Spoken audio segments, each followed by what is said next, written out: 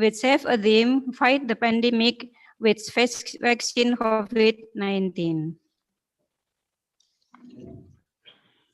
This theme was taken because all countries in this world are now struggling to fight COVID by providing vaccines to all of citizens to all of these citizens. In Indonesia, the vaccine has been given early, and until now, only some citizens are getting vaccines to work to immediately citizen of Indonesia. Seminar internasional ini terselenggara sebagai implementasi dari MOU antara Stikes Guna Bangsa Yogyakarta dengan perguruan tinggi swasta dari India, yaitu Nite University and Boromara Jodhani College, Thailand. This international seminar is handled as the implementation of the MOU between Stikes Guna Bangsa Yogyakarta and private college from India, Nite University and Boromara Jodhani College, Thailand.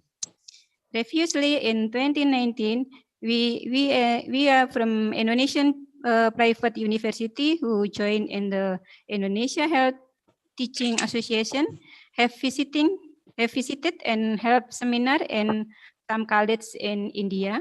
We visited to Bangalore, and New Delhi. Then we visited to the Nite University. And when November 2019, we went to Thailand to extend the MOU with Boromara Jodhani College. The activities that have been done with Boromara Jodhani are exchange of students, field practice, seminars, community education, and so on.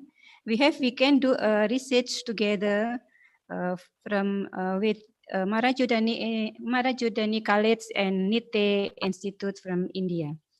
Seminar internasional ini terselenggara sebagai langkah awal kerjasama kita untuk berkolaborasi dan memajukan pendidikan di Indonesia, India, dan Thailand, di mana kita beberapa PTS dari Indonesia sudah melakukan kerjasama ke India dengan tentunya juga melakukan seminar di Nite University tahun lalu, tahun 2019. Semoga langkah awal kerjasama ini bisa berguna untuk kita memajukan pendidikan. This seminar is implemented as the beginning step of our cooperative to collaborate in improve education in Indonesia, India, and Thailand. Semoga kolaborasi ini bermanfaat untuk kita semua dan bisa dilakukan oleh dosen-dosen dari perguruan tinggi yang lain. Hopefully, this collaboration is beneficial to all of us. Demikian yang Bia sampaikan, so that I can convey and the time back to MC. Thank you very much. Thank you very much, Dr. for your greeting to all of us. I believe it will help to strengthen the relationship between Stikes Guna Bangsa Jakarta, Nite University, and Boromara Jodhani College of Nursing, Sawan Praharap, Nakhon Sawan, Thailand. And the third agenda is our main seminar. All of you will guide with our moderator, Mr. Raffi Makhija. He is Director of TIE UPS International. So please, Mr. Raffi, are you ready then? Yes, Ibu. Okay, thank you, Mr. Raffi. So please, the screens are yours. Okay, thank you so much, Ibu Nina. Selamat siang. A very good afternoon to all of you all.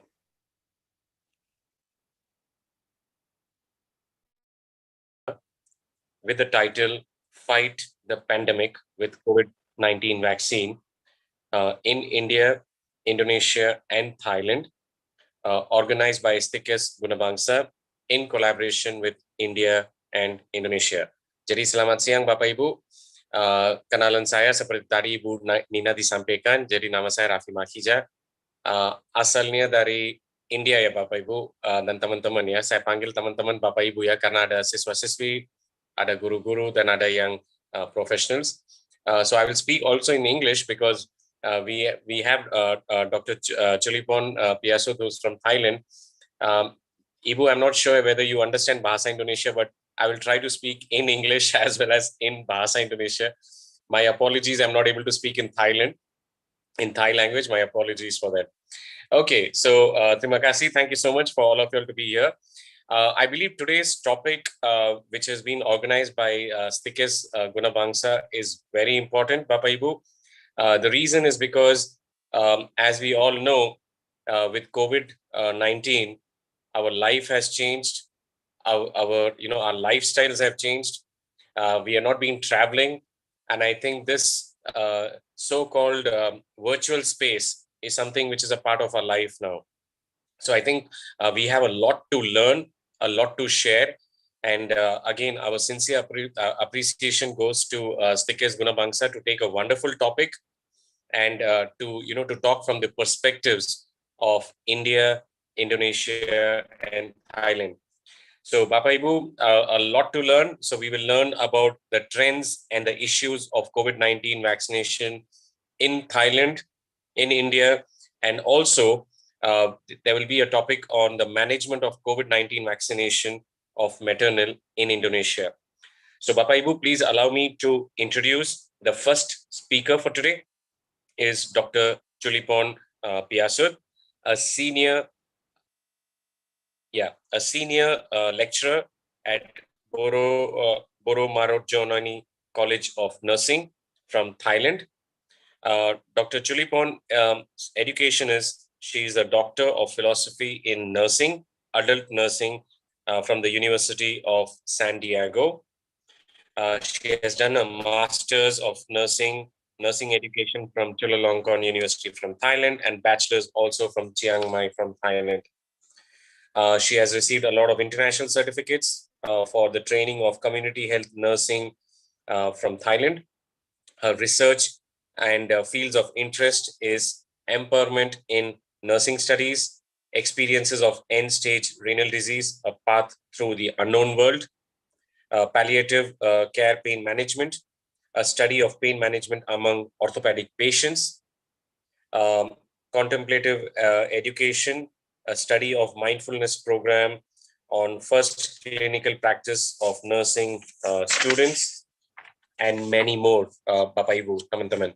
So without further delay, may I now request Dr. Chulipon to please take over the screen and to share her experiences on the topic, trends and issues of COVID-19 vaccination in Thailand. Dr. Chulipon, the screen is yours.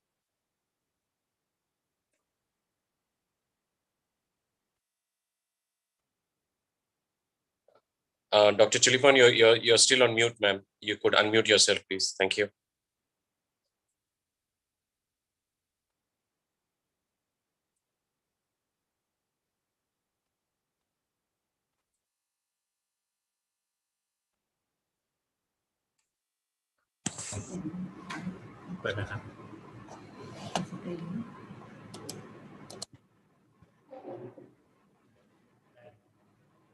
Right. While we are waiting for Dr. Chulipon, I request all the participants, kalau ada pertanyaan, if there are any questions, please put it on the chat box.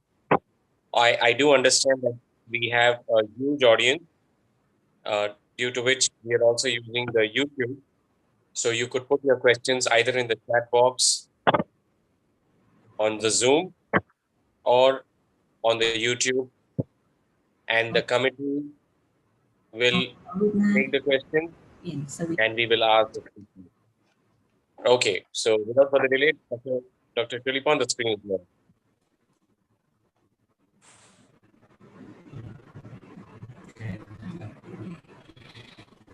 Okay, good morning, everyone. This is my honor to be here on the international. I'm going to start with my presentation now.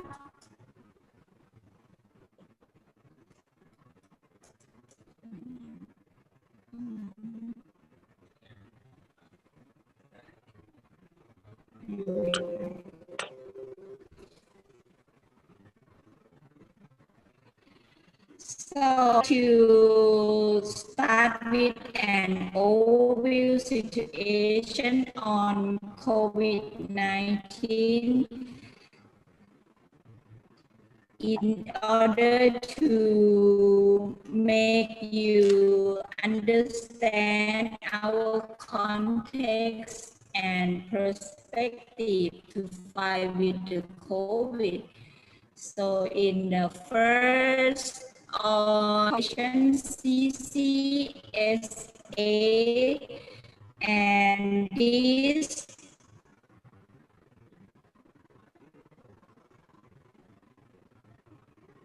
we have the objective of the center is to integrate all the system to fight with either map. The map right now is just we show you that we still have the pandemic in my country, and like it show we still have the red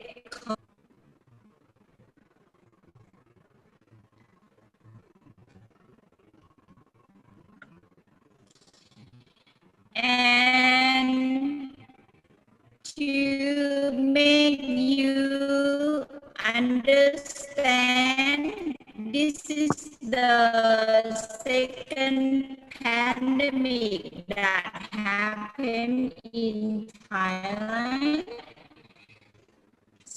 So you can see the yellow spike, number, because we have a lot of illegal worker issue happen in Thailand. This is we found the cramping into province, so the big number come up again, and this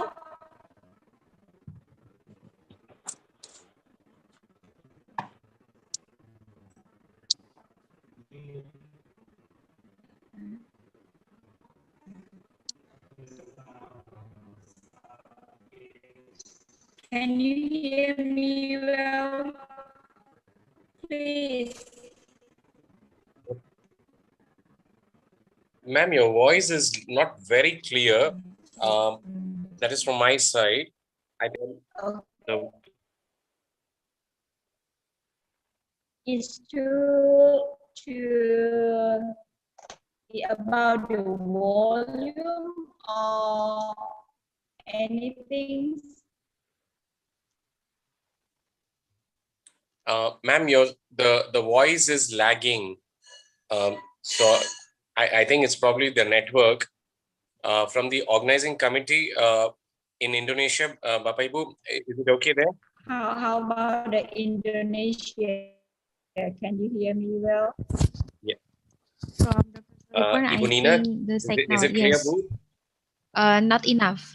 Sometimes it will be lost and it hearing clear. Can you hear? Belum clear ya, Bu? Maybe Dr. Churipon can try. Yes, can try once more, Dr. Churipon. Yeah.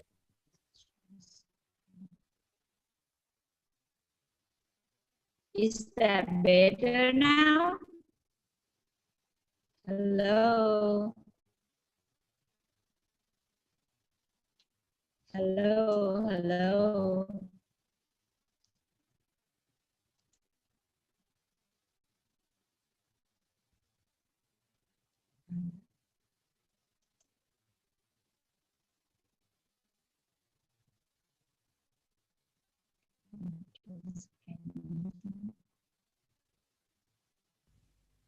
It's still Sorry about lagging, like Dr. Sulipan. technical error.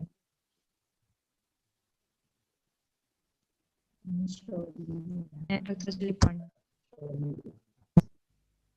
It's still. But you can hear me, right? Maybe the problem with the network now. Yes, ma'am. I guess it's the network. Maybe you could just try once again, ma'am.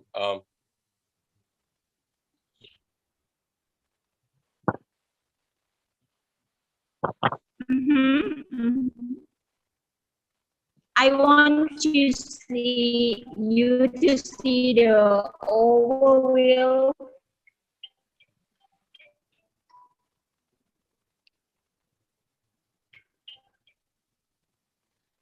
The overview of the second pandemic in Thailand is start from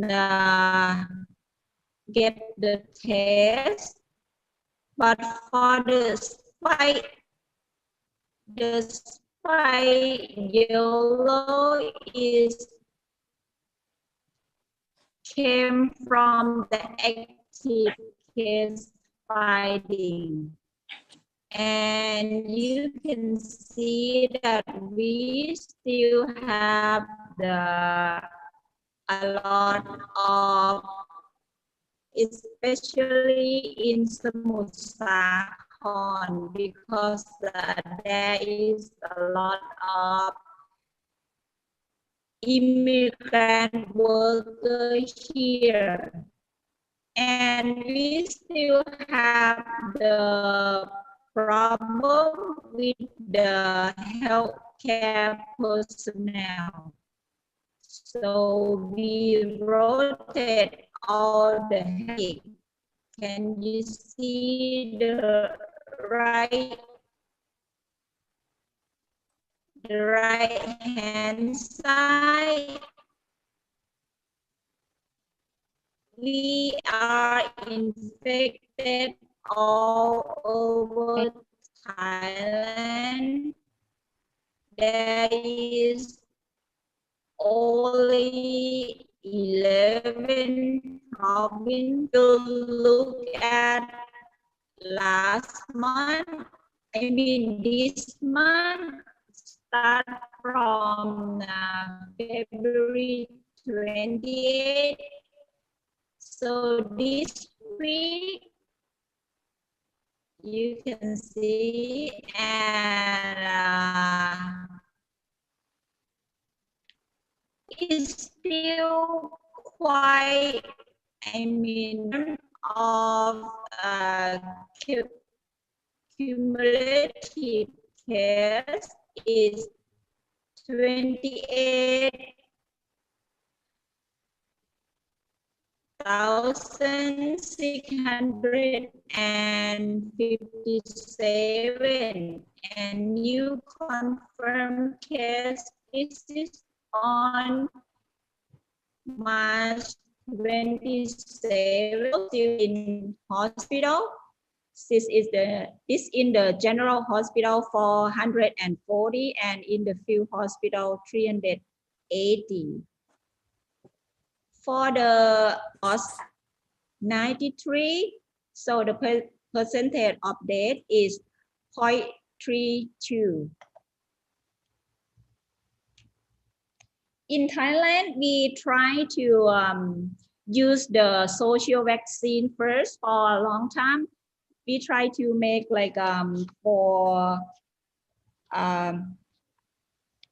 policy or abbreviation, slogan to encourage our people to practice DMHTT.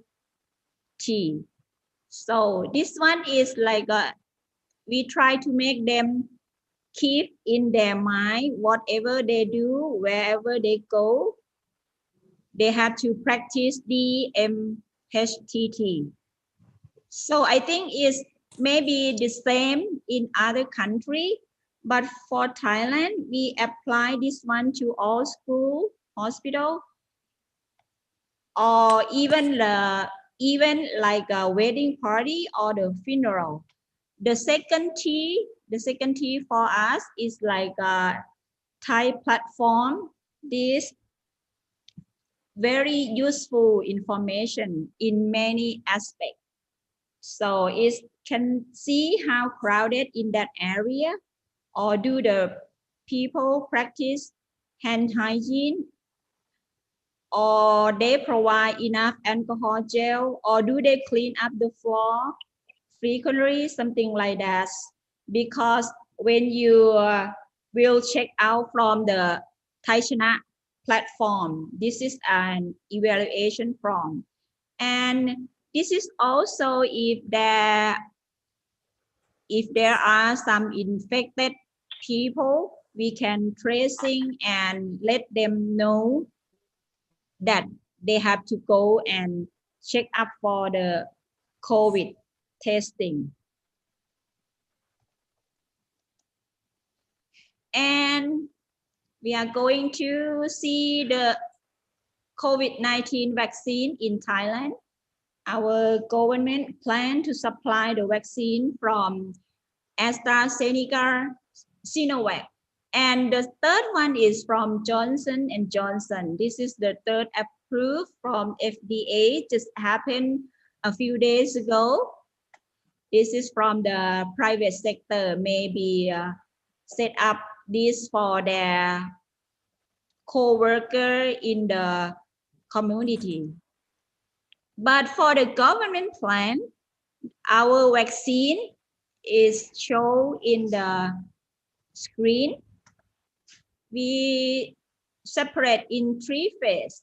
So right now we are on the first phase on February to April. We try to get like 2 million doses for the first phase. This one we will provide for health personnel, elderly, and the area at risk, and the area that we have to move the economic significance in our country. And the second phase is going to be a big lot on AstraZeneca, and we also have the Siam Biotech in our country too.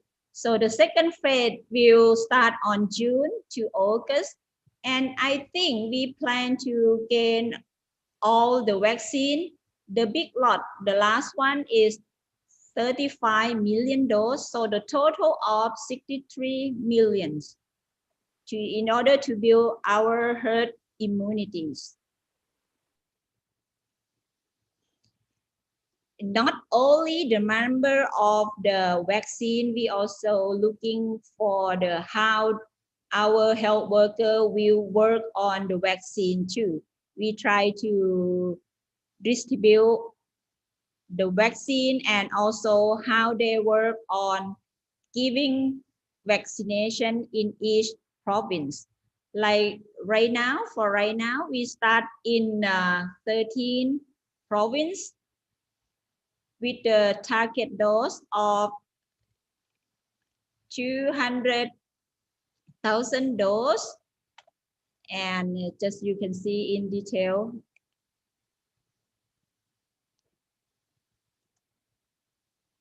And 3 main objectives for vaccination in Thailand. The first one, to reduce the infection among people. And the second is to protect the health system of being overwhelmed. So we try to practice the DMHTT as well as giving the vaccine. And the third one is to move the economy and society forward.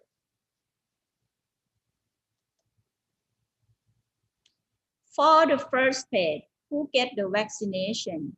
In this phase, we try to give all the vaccine to 4 groups. So the first one is the healthcare worker who work in the risk area. So right now there are 13 provinces, and the vulnerable group with like underlying disease such as severe chronic respiratory disease, COPD, heart and vascular disease, cancer people, stroke people, and ESRD, DM, obesity. This one vulnerable group will get the shot first. And for the elderly people, and also the frontline personnel who work at risk, like police or the immigrant officer, something like that. Oops, sorry.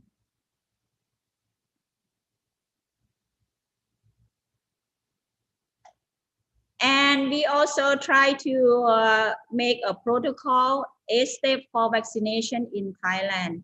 So this 8-step will information to all the people in Thailand. So the first we going to registration who are going to get the vaccine, and the step of body weight and height checking, and also the vital sign, screening history about risk assessment, and also get the informed consent before they get the vaccine. After they get the vaccine, we have the rule to let them rest for at least 30 minutes in the hospital. And after that, we will let them getting the guideline document for practicing after getting vaccine. And for follow-up and evaluation, we follow the adverse reaction with the dashboard. So the dashboard or the application that we use is the live official of everyone who get the vaccine. We will follow up on the first day, the 7th day of vaccination, and 1 month, I mean the 30th day. And then we are going to make a second appointment because the vaccine in Thailand have to get 2 shots. For the second shot, we will remind them to come and get the second shot via the live official, and also provide a confirmation document for the vaccine record. This is like a vaccine certificate.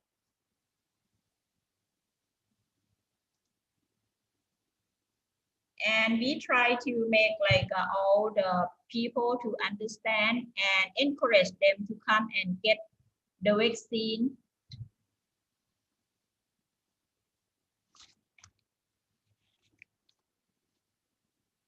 We have the technical support to let them follow up the adverse reaction on the vaccine too.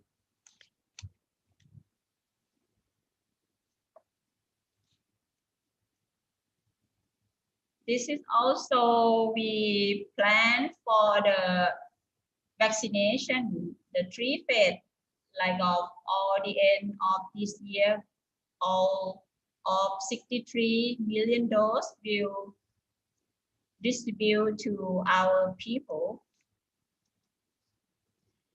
And after we work that start from 28 on February, the number of vaccination in Thailand, the person who get the first dose is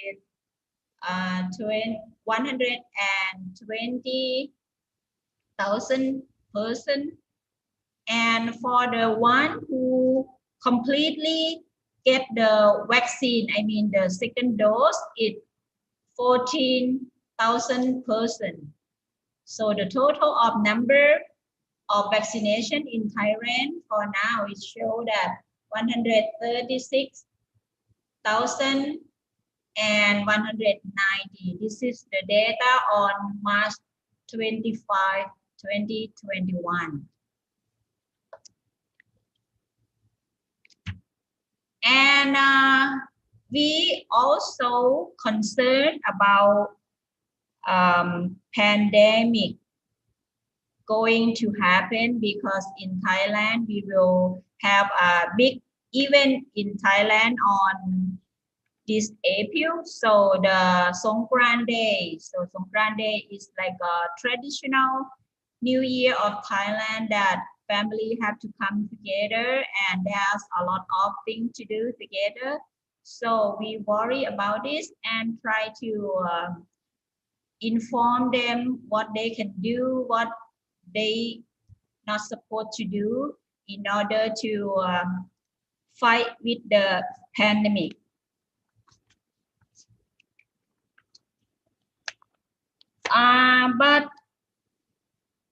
But life is go on. Thailand have to move society, economy, and balance these two aspects as well. So to protect our people from coronavirus, and it's just the brief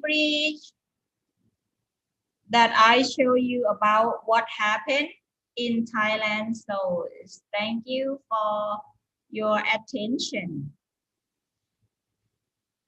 Okay, now I'm end of my presentation now.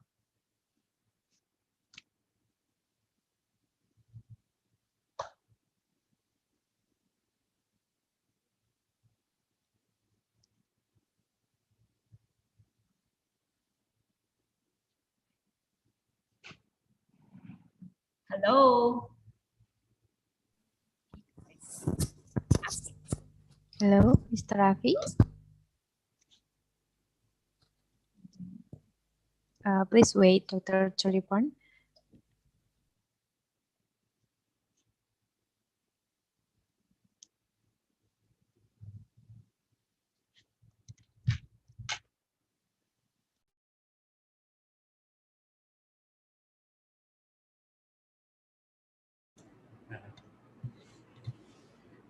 I already finished my presentation. Okay, thank you, Dr. Choripon. I think Mr. Rafi has go out from this Zoom meeting. So we will go to the second speakers. The second speakers is from Stikes Guna Bangsa Yogyakarta. I will read her curriculum of the day.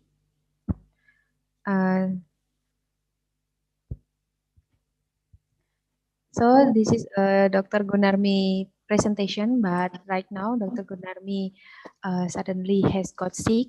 So Mrs. Siti Fadila SST MKes will be delivered Dr. Gunarmi presentation. Are you ready, Fadila? Yes, Miss Nina. Yes, okay. Please, Ibu Siti Fadila, the screens are yours.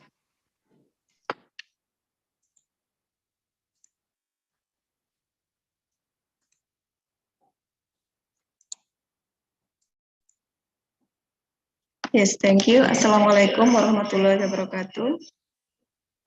Good morning, the Honorable Dr. Chulipron and Dr. Angketa, the Honorable Mr. Rafi, and the Honorable Dr. Wiwi, and the all audience. In this time, I want to presentation about management of COVID-19 vaccination at maternal in Indonesia. In Indonesia, we have manual book for maternal and neonatal care in newborn adaptation by Ministry of Health of Republic Indonesia. This is recommendation for maternal and neonatal care in newborn adaptation. For pregnant women, after the first pregnancy examination by making an appointment with the midwife, postpone the next pregnancy checkup, use the MC-HEAD and book a medium for IEC, use the communication media for consultation. Pregnant women, families, and carers play an active role in monitoring pregnancy danger signs. Make an appointment if some complaint or condition require immediate examination and treatment. Filling of P4K stickers in guidance through communication tools and postpone pregnancy class. On the birth, referral of planned delivery for pregnant women at risk, immediately to health facilities in the sign of labor postpartum, perform postpartum birth control according to the procedure, and ensure availability of mask for mother who give birth, helping worker use PPE. For postpartum and newborn are including immunization is still given according to PPIDAI recommendation. Implementation congenital hypothyroid screening, postpartum visit, and newborn visit carried out by health personnel. Immediately go to health care facilities when there are danger signs in postpartum mother and newborn. For breastfeeding counseling, emphasize effort to prevent the transmission of COVID-19.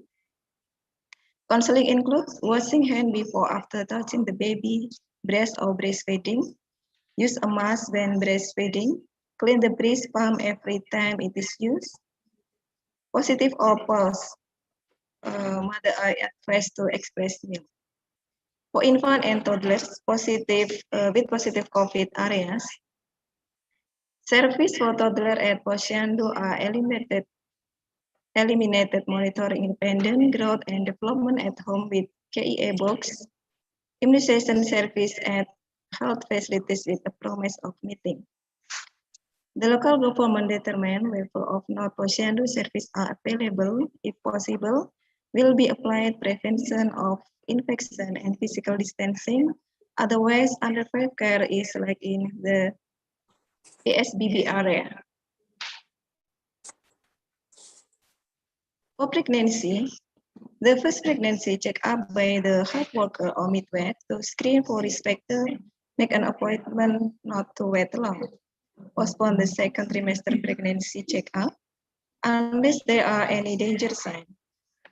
In the third trimester pregnancy check must be done 1 month before the estimated delivery by the health worker or midwife to plan delivery. Filing for P4K stickers guided by midwife owners or doctors of communication media. Immediately go to health facility if there is a risk or danger sign. Make sure fetal movement begin at 20 weeks of gestation. And after 28 weeks of gestation, code fetal movement at least 10 movement per 2 hours. Delay pregnant woman class or take mom classes online. This is antenatal care service for in the area habitation for habit. Appointment of tele-registration for antenatal care service, symptom screening or telephone contact history online. If this is negative, visit according to schedule, pregnant woman use mask. Screening at the entrance of health facilities, check body temperature, take anamnesis or complaint. If negative, routine precaution, wash hand, keep distancing, and PPE. Antenatal care service according to the integrated ANC guideline. If leading positive suspect COVID-19, refer to hospital for further management.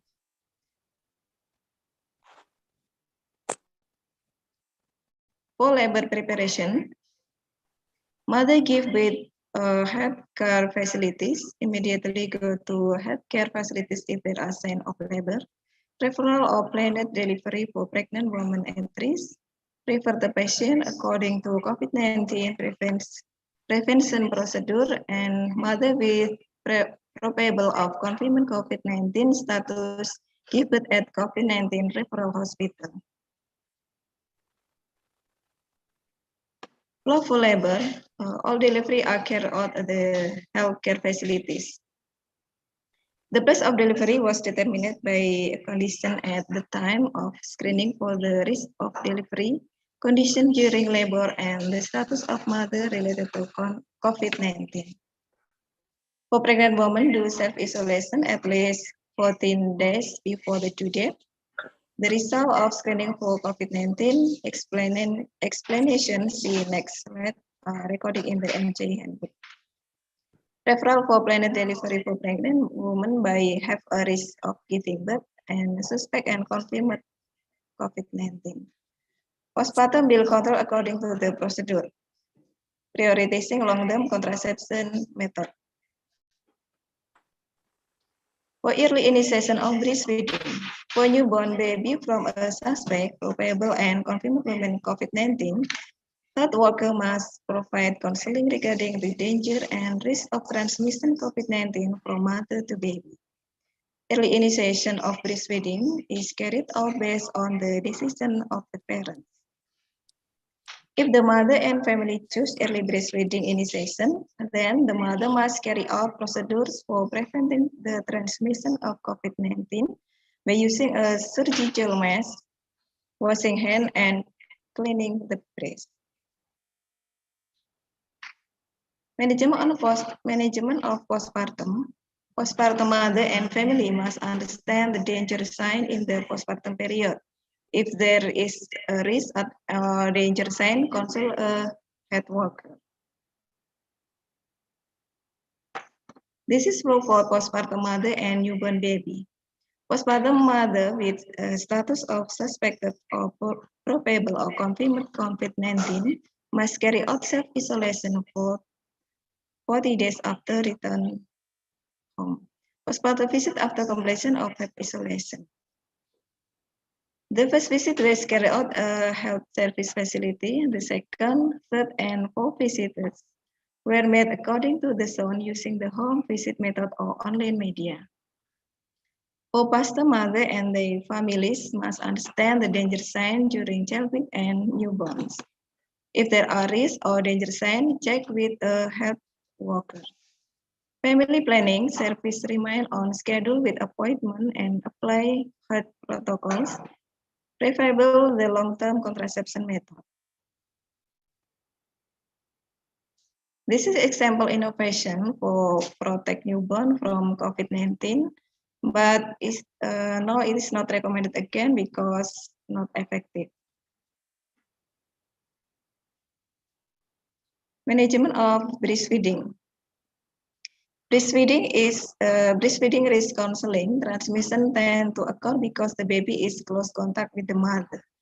Mother with direct breastfeeding only for mother with prevention COVID-19 in general. Mother with a probable or confirmed COVID-19 status give expressed breast milk until it is tested negative. Wash hand before touching baby, breast pump or bottle. Use a mask while breastfeeding and clean the breast pump every time you use it. The transmission of COVID-19 through breast milk is not fertile. The risk of breastfeeding tend to occur through droplet transmission because the baby is in close contact with the mother. Mothers asymptomatic or male can breastfeed directly. They must prevent the transmission of COVID-19, such as using a surgical mask, washing by hand, and cleaning the breast with soap and water. Mother with moderate clinical symptoms are given breast milk. The mother expresses breast milk by applying health protocol, and the breast milk is given by healthy health workers or families. Mother with severe clinical, giving donor or formula breast milk. The mother continues to express breast milk to maintain milk production and discarded until the swab test consecutively with negative to 24 hours interval.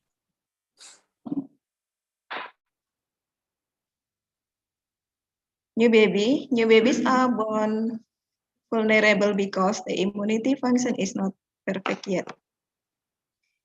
Babies of mothers who are not suspect or probable or confirmed COVID-19 still receive essential neonatal service.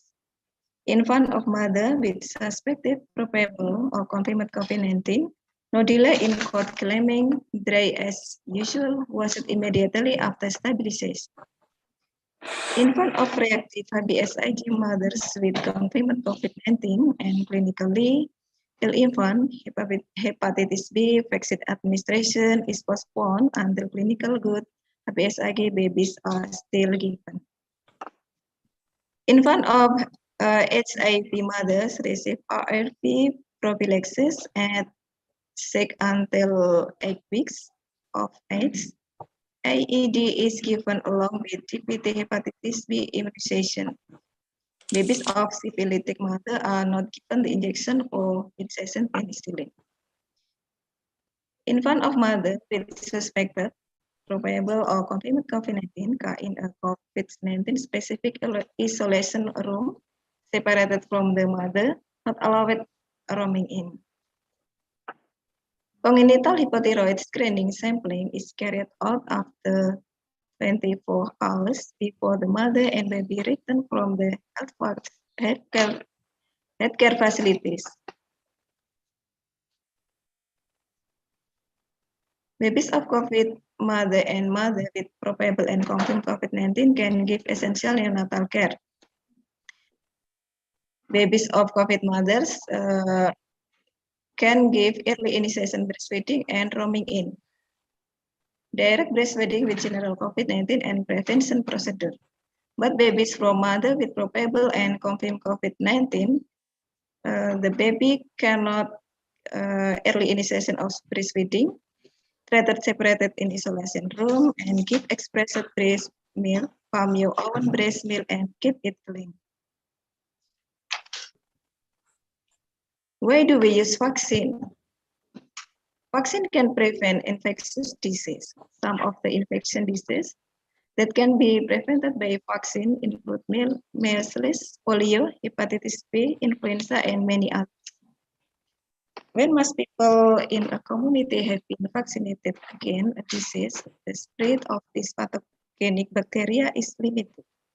This state is known as herd indirect immunity or immunity group or community.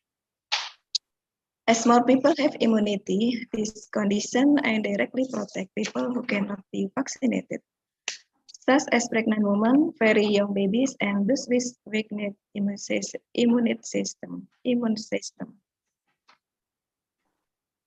Is vaccine safe for pregnant and breastfeeding women? Vaccination of COVID-19 in pregnant and lactation women is still a matter of controversy. Currently, the Indonesian Internal Medicine Specialist Association still include pregnant and lactation women in the COVID-19 vaccination inclusion criteria because clinical trial data is still limited. However, the latest recommendation from Ministry of Health of the Republic of Indonesia allow breastfeeding women to receive the COVID-19 vaccine. This is certainly a dilemma for doctors and patients because pregnant women have a higher risk than women who are not pregnant to experience severe COVID-19 and can increase the risk of preterm labor, miscarriage, and death. Recent evidence of the impact of COVID-19 for pregnant and breastfeeding women. Studies of 240 until 427 pregnant women hospitalized with COVID-19 so that the risk of preterm delivery due to COVID-19 is 10 until 25% and can be as high as 60% in women with severe disease. There are currently no report of SARS-CoV-2 detection in breast milk and no evidence of transmission of the virus through breast milk. The incidence of COVID-19 in neonates is also very rare.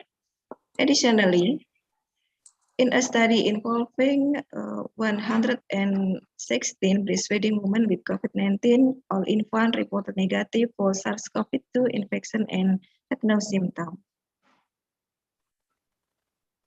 Vaccination in pregnant and breastfeeding. Vaccination during pregnancy aims to prevent maternal morbidity and protect the fetus from infection disease before primary immunization can be completed.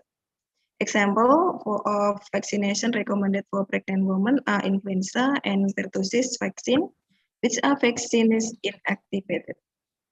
Over the past several decades, Thai vaccine inactivated have been reported to be safe for pregnant women. A clinical trial of the influenza vaccine inactivated in Nepal in 3,693 pregnant women showed that it was associated with an relative incidence of flu-like syndrome, 19 reduction and 15% reduction in relative low birth weight, and 13% reduction is in relative influenza in infant. What is the efficacy and safety? Currently, data on efficacy and safety of the COVID-19 vaccine in pregnant and lactating women are still limited for ethical reasons, making the exciting study not involving this population. This makes it difficult for the majority of medical associations to determine vaccination recommendation for the population of pregnant and lactating women.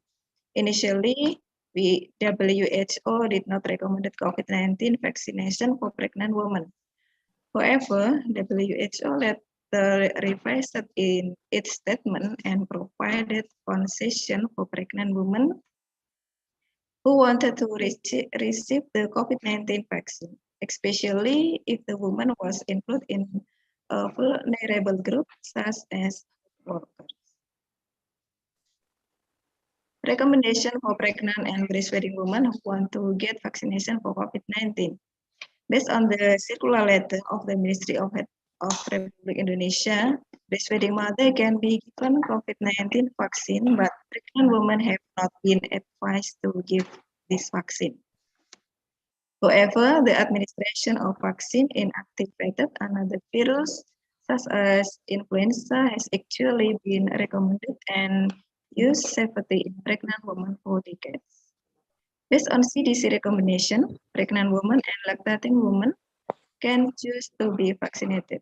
However, this needs to be accompanied by adequate counseling regarding the benefit and risk of vaccine. A thorough history is also required to ensure that the patient has no other comorbidities. Key recommendation for health personnel handling pregnant delivery postpartum with COVID-19. Prevent transmission of COVID-19, use the level appropriate personal protect equipment, keep a distance of at least 1 meter if it is not necessary action. Use the appropriate level of PPE if there is any opening of the mouth or creates an aerosol. Wear an N95 mask. COVID-19 or probable patient placed in special room. Babies born to mother with confirmed COVID-19 are considered probable and placed in isolation. And set up separate care facilities for mother with confirmed COVID-19 or probable with their babies to reduce transmission. Thank you for your attention. Assalamualaikum warahmatullahi wabarakatuh. Waalaikumsalam, Bu. Thank you so much, Ibu Siti, for a wonderful presentation. Bapak Ibu, maaf tadi ada sedikit masalah teknis, so kita minta maaf ya Bapak Ibu teman-teman. Bukan saya nggak aktif, tadi aktif cuman ada sedikit masalahnya, so minta maaf Bapak Ibu. First of all, thank you so much, Dr. Chulilopon, for your presentation. Ma'am, so sorry, could not greet you at the end of your presentation. So thank you so much. A wonderful presentation, Dr. Chulilopon. It was nice to see a terminology used by by you in Thailand as a social vaccine. I mean, we have been hearing about vaccine, but hearing about social vaccine is something very interesting. And also you mentioned about the DMHTT, which is the distancing and other aspects. Very good, ma'am. Thank you so much, ma'am. Thank you once again, and apologies once again for the inconvenience. Also, terima kasih banyak Ibu Siti untuk presentasinya. Maaf Ibu Siti tadi nggak bisa introduce tadi Ibu Siti yang sebagai pembantu ketua bidang akademik Stikes Guna Bangsa Yogyakarta. Terima kasih banyak ya Bu, and kita harap Ibu Gunarmi bisa sembuh lebih cepat. So please do convey our best wishes to Ibu Gunarmi. Right. Thank you so much Ibu, dan terima kasih semuanya sekali lagi semuanya. Thank you so much, and maaf tadi ada gangguan sedikit. Oke, Bapak Ibu, kita sekarang lanjut ke yang speaker yang ketiga, which is Dr. Ankita Menona Jacob, who is an assistant professor education training at K.S. Hegde Academy, NITE deemed to be university. Dr. Ankita is currently in the working committee and reviewer and sub-editor capacity of Indian Journal of Cancer, PubMed, Scopus, and Web of Science Index Journal from the India Cancer Society. Dr. Ankita's personal statement is to be a part of the institution and work as a team and bring about a change in the attitude towards public health and social accountability through education, research, and social service. A very, it's wonderful, ma'am. Thank you so much. A wonderful personal statement. And I think all of us, given the pandemic situation, we all have to change the attitude in public health, which is really important. The education of Dr. Ankita is, she's a doctor of medicine, specializing in community medicine from MS Ramaya Medical College in Bangalore, one of a renowned institution in India. She's also completed her Diploma National Board on the preventive and social medicine. Her contribution to science, Bapak Ibu, teman-teman, is quite significant, quite a huge contribution to science, but let me just emphasize a couple of them. Knowledge, attitude, and practice regarding noise-induced hearing loss among the bus personnel in a coastal city of Karnataka in the International Journal of Preventive, Curative, and Community Medicine. Also, her contribution to science has been in the field of an assessment of food insecurity and its correlation in the rural community of Karnataka, a case study which is again which has been published in the International Journal of Community Medicine and Public Health. She has authored many books and book chapters and attended quite a lot of webinars. So without further delay, may I now request Dr. Ankita Menona Jacob to please deliver her presentation. Dr. Ankita, the screen is yours.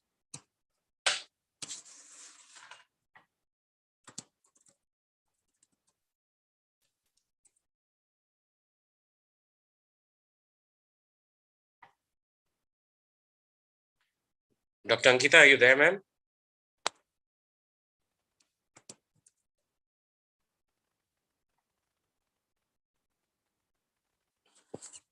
Dr. Ankita, can you hear me? Can you hear us, ma'am?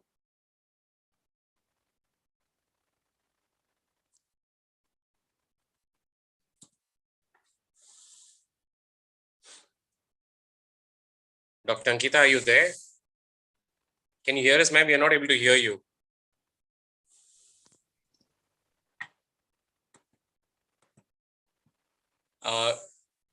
I think okay. Dr. Ankita Ibu bisa unmute Dr. Ankita, please. Yeah, we request the organizing committee to please unmute Dr. Ankita.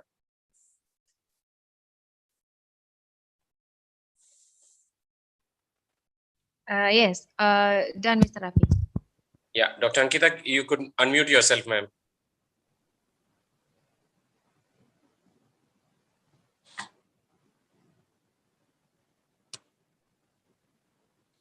Dr. Ankita, could you please try to unmute yourself, please?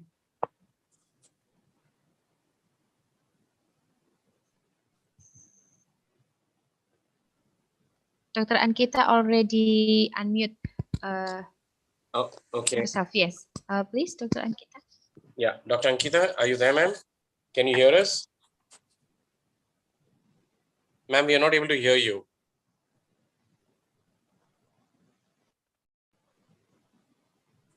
Yeah, we can see you, ma'am, but we are not able to hear you. Ma'am, we are not able to hear you.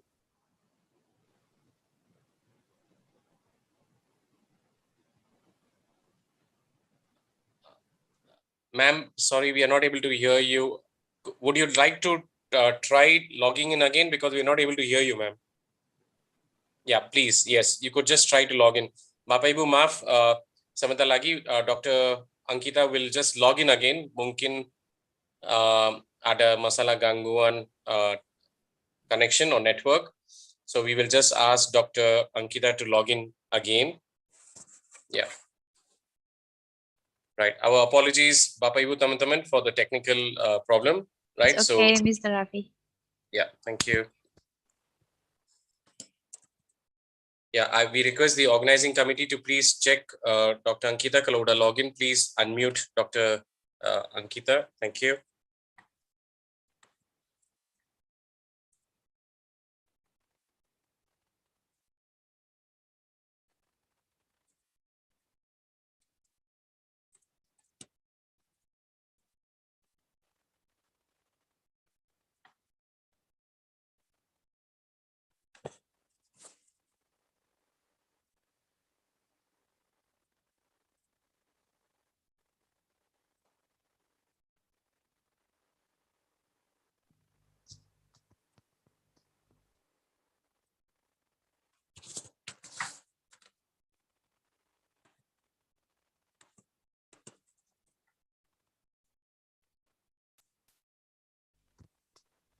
While we wait Dr. Ankita to joining, just information for you, Mr. Rafi, there was several questions from our participant. Yes, Bapak Ibu, there are a lot of questions. We have received a lot of questions on the chat box, and also Bapak Ibu on the YouTube.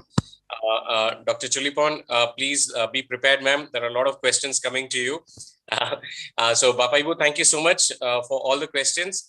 Please make sure that we will answer all the questions at the end of the session. So we request all of you, if you have any more questions, please go ahead. We'll be very happy to answer the same. Yeah. Am I audible now, sir? Yes, ma'am. You're audible. Thank you so much, sir. Sorry for that inconvenience. There was some problem with the audio. Thank you, sir, for my very kind introduction. I'm Dr. Ankita, and I would like to speak today about the trends and issues of COVID-19 vaccination in India. So if you were to see, our country is one of the fastest, has launched probably on 16th of January, the first adult vaccination, mass adult vaccination drives, and we are one of the countries to finish, to have the fastest rate of adult vaccination. However, it's a good practice for us also to see what are the things that are going good, what are the things that we should anticipate, given that our country is so big, our population is so large, our susceptible population is also large. So this is my plan of presentation. I'll be first going through what are the vaccines which are available in, how have they been rolled out, and then talk about what are the vaccine priority groups in India, and what has been the vaccination trend in these priority groups over the past 2.5 months. The vaccination process as such, I'm not sure how you all have following it. So I'll be going through the vaccination process also, how it is done. Since I'm the medical officer of my institute for vaccination, I'll be sharing our experiences with the vaccination process and how we have been, what problems we faced, what problems we anticipated, some problems we did not anticipate, and how we faced it, and what was the result. So we'll also be looking at how is this a success story in India, the success story of vaccination in our hospital, how we were able to achieve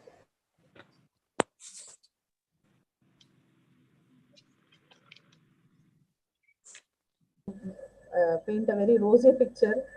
There's still so much more to be done.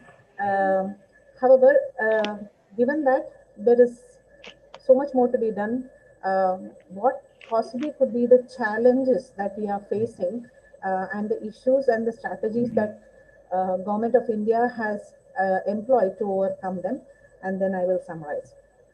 So, as you know, there are two vaccines which are available in India. One is the Covishield, that is from AstraZeneca, which is AstraZeneca and other like Pfizer. Okay, so the same formula was used to build this vaccine as well, or to manufacture this vaccine. So it's called as Covishield. This is by the Serum Institute of India. You also have an indigenous vaccine for from India called Covaxin as well.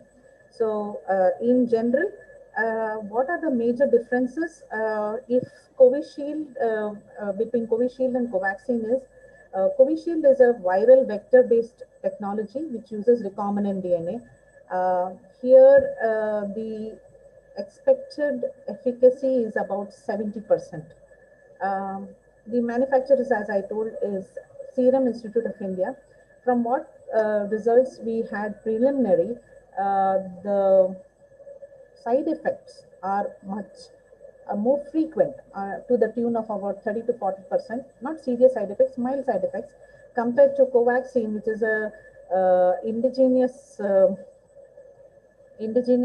whole virion inactivated vaccine,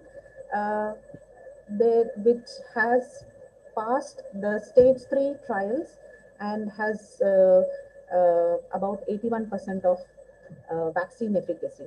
The side effects reported are to the tune of around 10 to 20%, which are much lesser compared to Covishield. So this is produced by Bharat Biologicals in Hyderabad, Telangana, India. So these are the two candidate vaccines which are available. I would like you to just see these two things about dose per vial. So this dose per vial is 10 dose per vial for Covishield and 20 dose per vial.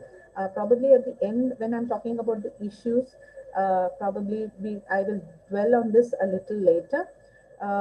And this drug vaccine interaction as well. It is known that drug vaccine interaction is least with Covishield, and two important vaccine interactions, drug vaccine interactions are seen with corticosteroid consumption and chloroquine, which are two drugs which are commonly used in India for the control of malaria and corticosteroids for a wide range of diseases. So these two things I have sort of a bearing on issues and challenges, which I will be talking to you a little later. So how did we roll out vaccination in India is basically looking at priority groups. So the government of India had three priority groups: healthcare workers, who were in priority 1. So healthcare workers were defined as all healthcare providers and individuals who are working in healthcare settings. So this included government as well as private. As you know, in India, we have both a very good public health system as well as private health system. So any person working in any of the healthcare, providing healthcare for any of any, even the public capacity or the private capacity, were included here. So this was about 1 crore individuals.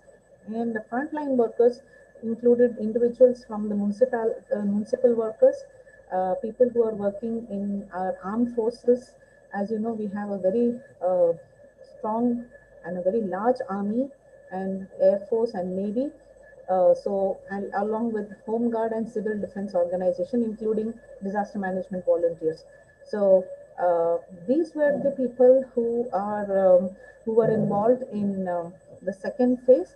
And the third phase, or the third priority group, were individuals who are more than 60 years of age and individuals between 45 to 59 years with comorbidities. So studies had shown that individuals who are more older and those who had comorbidities, especially diabetes, hypertension, cancer, and a combination of these along with kidney or lung compromise. So these were the individuals who had a higher rate of death higher rate of severe disease among them. So these were chosen for priority 3.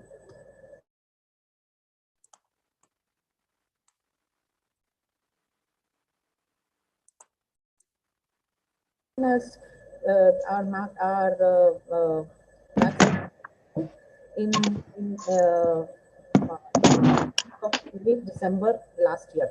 So we began our efforts for scaling up COVID vaccination all over India in the month of January. So January 1st to January 7th, we had training of trainers. So these are called as basically TOTs, where we trained all our healthcare workers to become ready to give vaccination to all the people who are beneficiaries. Especially, so given the pandemic situation, we were still battling with a moderate rise of cases even that time. All of this was done using internet and video conferences, and a very few of them were also dealt with offline training of trainer sessions as well. So all of us underwent this in our hospital, whoever were involved with um, COVID vaccination. So all over India, there were about 237 sites where we had the COVID vaccination drive-in. So to ensure that only the people who are actually beneficiaries, who are actually having this problem with vaccination and who are the priority groups, only they get their vaccination. There was a new app which was also developed called as Covert app, and the dry run tested not only the logistics but also the app. So we found that there were some problems that we faced, some things that we could improve, and even in our college, I will come to you a little later how we proceeded with the vaccination. On 16th of January, our Honorable Prime Minister, Shriman Narendra Modi, flagged off COVID-19 vaccination drive in India. That day, about 1 lakh people received vaccination. 15,000 people received vaccination, and by 18th of January, about 1 lakh people had received vaccination as well. So, so this was for healthcare workers. On 8th of February, we began vaccination process for our frontline workers. And 6th of March, almost a month later, we also began for priority age groups, that is more than 60 and 45 to 50 with comorbidities. However, on 22nd of March, we have received change in the guidelines from intervax. Usually, we had an intervaccine duration of 4 to 6 weeks, which was increased to 6 to 8 weeks. So that was from last week. So we are having now an extended period of for about 2 weeks. We for either only for Covishield, not for Covaxin. So that is about 4 to 6 weeks now, has been increased to 6 to 8 weeks. So from 1st of April, we'll be also starting to vaccinate all individuals above 45 years, because these are the next priority groups for COVID vaccination. So we have finished about a month of, we have finished more than about 1.5 months to 2 months of vaccination process for our healthcare workers. For our frontline workers, it's about a month or so, and for priority age group, it is less than a month. So this is one important key factor that we have looked at, creating priority groups for vaccination.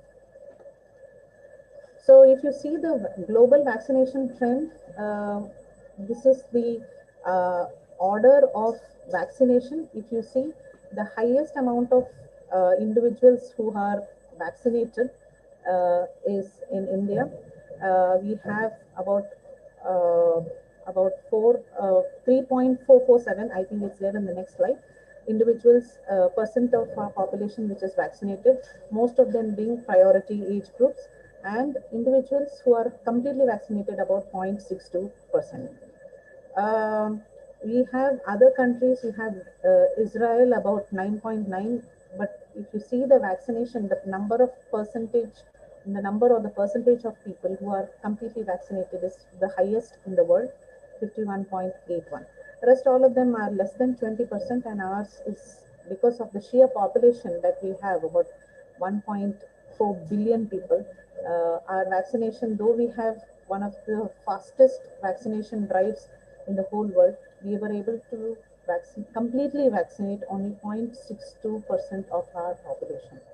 So I think when I'm talking about the issues, I will dwell into that a little in detail. So I will leave you with this slide, and I will go to the next slide, which shows the vaccination trend in India. So as I told you, about 3.44% have received at least one dose, and 0.62% is the vaccine completion rate in India. Okay, and most of them include individuals who are from the healthcare workers and frontline workers. We are only just starting to scale up vaccination process for the priority age groups more than 60 years and between 45 to 59 who are at risk of developing severe COVID disease. So the national statistics show that there are about 45,000 sites, and most of which are about 40,000 are government or public healthcare facilities where they provide free of cost vaccination. So vaccination is not charged here. However, in private healthcare facilities, nominal amount of about 150 rupees is charged, and up to 100 rupees of service charge can also be applied based on the institution's preference. So there are about 5,000 sites. So totally you have about 40,000 and 5,000. So we have about 45,000 sites all over India. As of 26th of March, 2 crore healthcare workers and frontline workers. So most of our frontline workers and healthcare workers have been vaccinated, and we have administered almost 4.6 million uh, doses and about 0.8 million second doses. So this is from again from statistics from the app Covert, and this, if you look at the chart wise, we have about 33 states and 7 union territories.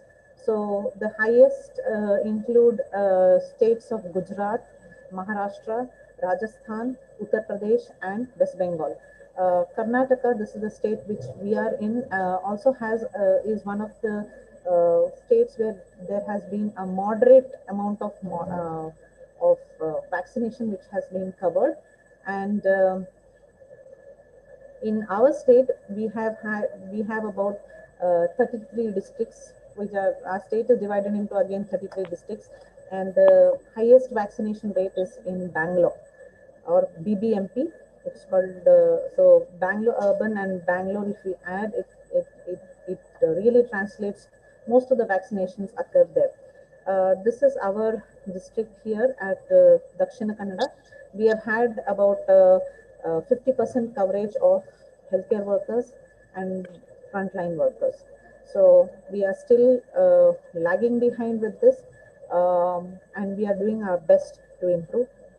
And this chart shows the day-wise vaccination coverage for first dose, second dose, and total first and second doses. As you see, on public holiday days, on Sundays, this almost touches baseline. So vaccination as such is still going on a steady but a slow pace, which we are looking at improving. So how does the vaccination process occur? As I told you, all of this data of vaccination goes through an app called as Covert app, and the Covert app uses our unique health ID or unique identification number. It's somewhat like it's called as an Aadhaar card. So based on your Aadhaar card, your Aadhaar card, your vaccination, you're identified based on your vaccination process starts through that. So you are allotted a number, or allotted a date, and you receive SMSs on your phone as to when and where you're supposed to report for vaccination. So once they verify your identity, they use your Aadhaar card to link your vaccination status by creation of something called as a unique health ID. So every person who is vaccinated, if they show, or if they are asked to show their Aadhaar card number, they will have a Aadhaar card linked health ID, which they need not carry a physical uh, copy of them or a proof of them being vaccinated. Just with that number, they will come to know that they are vaccinated or not. So that is a sort of a use uh, uh, of technology, as well as the unique health ID and the Aadhaar card number, which is very important. Of course, there is provision also for not doing. I mean, there are other methods of getting your Aadhaar card, your vaccination as using your any other government issued ID. But however, the preferred one is the Aadhaar card for more than one um, say benefit. After this, they once their identity is uh, confirmed, they move into the vaccination room. So this is called as a three-room technique. You have a registration room, you have a vaccination room, and then you have an observation room. So in the vaccination room, COVID vaccination, what sort of vaccine they're receiving. So you have something called as the key messages. So what vaccine are you receiving? What sort of a vaccine is it? Is it a live vaccine? Because we have two vaccines. You have a recombinant DNA vaccine and you have an inactivated vaccine. So what vaccine we are receiving? What is it made up of? What is the schedule? And when are you supposed to come for the next dose? Okay, so in the Covishield, it is 6 weeks later, whereas with Covaxin, it is 4 weeks later you will have a second dose. After administration of the vaccine, immediate reactions of anaphylaxis are looked out for a period of 2 minutes, and after that the person proceeds to the observation room, where there is a 30-minute mandatory wait. There is no way that a person can escape this and say, no, I have to go back. So they will have to wait for a period of 30 minutes. And once they are done with the waiting, okay, so they're not just going to be lying down or something like that. During this time, health education will be given on COVID appropriate behaviors, why they are supposed to continue to wear masks even after getting vaccinated, when will they develop antibodies which will protect them against COVID. Um, when is their second dose? When are they supposed to come for their second dose? What side effects they are supposed to anticipate? If they are having major side effects of anaphylaxis, of really severe disease or severe reaction after vaccination, what should they do? Where should they go? And whom should they approach? So all this health education and information is given to them in the observation room. So as I told you again, the vaccination process follows a three-room technique: the registration, vaccination, and observation. So after the 30-minute wait, they are allowed to go back to their workplaces, and 6 weeks later they will come again back uh, to our center, to the vaccination center, and they can take the second dose of vaccine, and exactly the same process is followed. Uh, However, at the end of this second dose, they will also receive an SMS through this Covert app, which gives them access to their COVID vaccination completion certificate. So you get a final certificate of vaccination, and this final certificate of vaccination can be used as proof for vaccination for travel, for any other purpose as mandated by the government. As of now, we do not have any stipulated uh, guidelines to say that this is mandatory to carry a copy of your COVID vaccination status.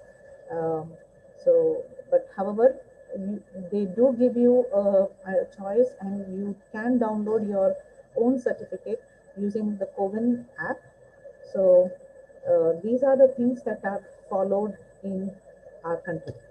So all over the 45,000 sites, this is what is being followed. So coming to our hospital, we also began our training of trainers, TOT programs from 4th of Jan to 7th of Jan. On the 8th of January, we began the dry run of COVID vaccination. We were one of the sites which was selected in our district for the dry run of COVID vaccination. On 13th, once we had analyzed what things we could improve, what things were lagging behind, and improvised on our technique for vaccination, we had a briefing of COVID vaccination to all the heads of the institute wherever there were beneficiaries. Our institute is a dean to the institute, and we had about 5,700 people who were vaccine beneficiaries. This included the contract and the non-contract or the permanent employees of our institute, whoever were working with the healthcare facilities. So that include our medical college staff, students, dental college, research lab. So we have about, we were one of the largest healthcare force in our district. So we had to bring this to the notice of our heads of the institutes of healthcare workers, saying that this is the process that we have employed for COVID vaccination.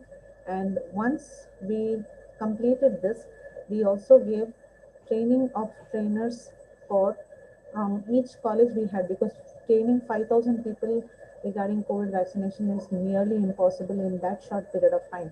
So we had training of trainers session, who were representatives from each of this college, who in turn trained their own staff and students and everyone for COVID vaccination. What are they supposed to do? When are they supposed to come? Things with consent, all of that was looked after by these training trainers. The actual vaccination drive began on 18th.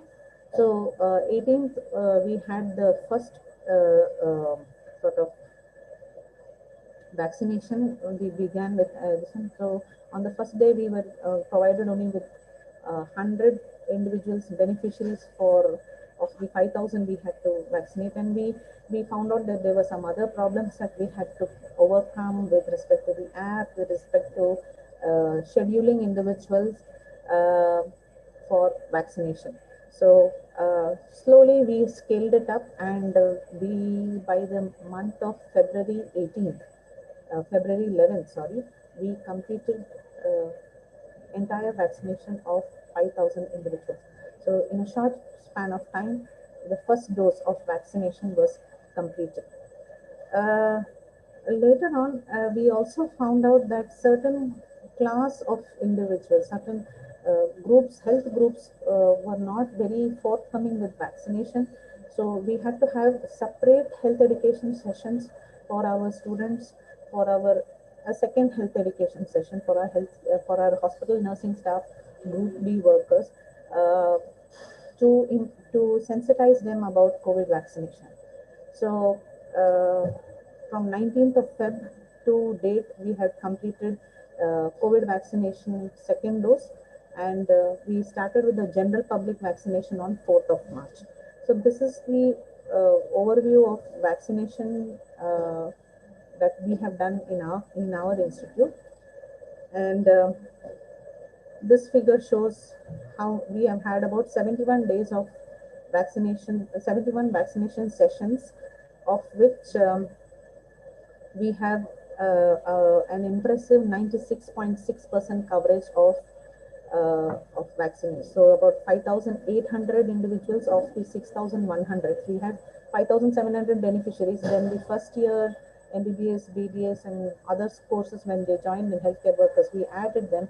So there were about 6,100 individuals, of which 5,839 individuals have completed and are protected at least with one dose of vaccine. So that is about 96.6%. Mind you, when I was discussing with about the district, we are still staggering with about 50 to 51%, 55% of vaccination, whereas in our particular institute, we have had 96% vaccine coverage in the for the first dose. With the second dose, we expected and anticipated a higher amount of vaccination rates. However, with the change of intervaccine period from 4 weeks to 6 weeks, our success rate for second dose has been only 90%, and probably in the coming few days we will complete 100% vaccination of those individuals, 5,800 individuals who are vaccinated with the first dose, whenever they become eligible. So for the second dose, we have had about 34 vaccination sessions, and our second dose completion rates, or the vaccine individuals who are effectively protected by vaccine, is about 90% of those 5,800 who are protected with first dose. Okay, so two dose completion rate is about 90%, 89.9% to be very exact, and first dose completion rate is about 96.6%, and one of the highest in our country.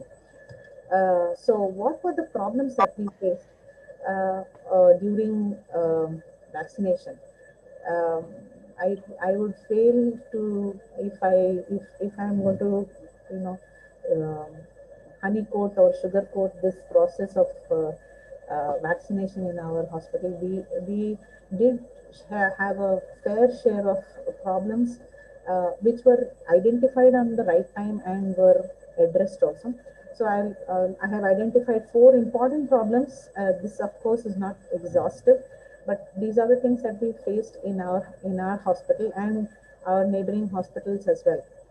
One was vaccine reluctancy.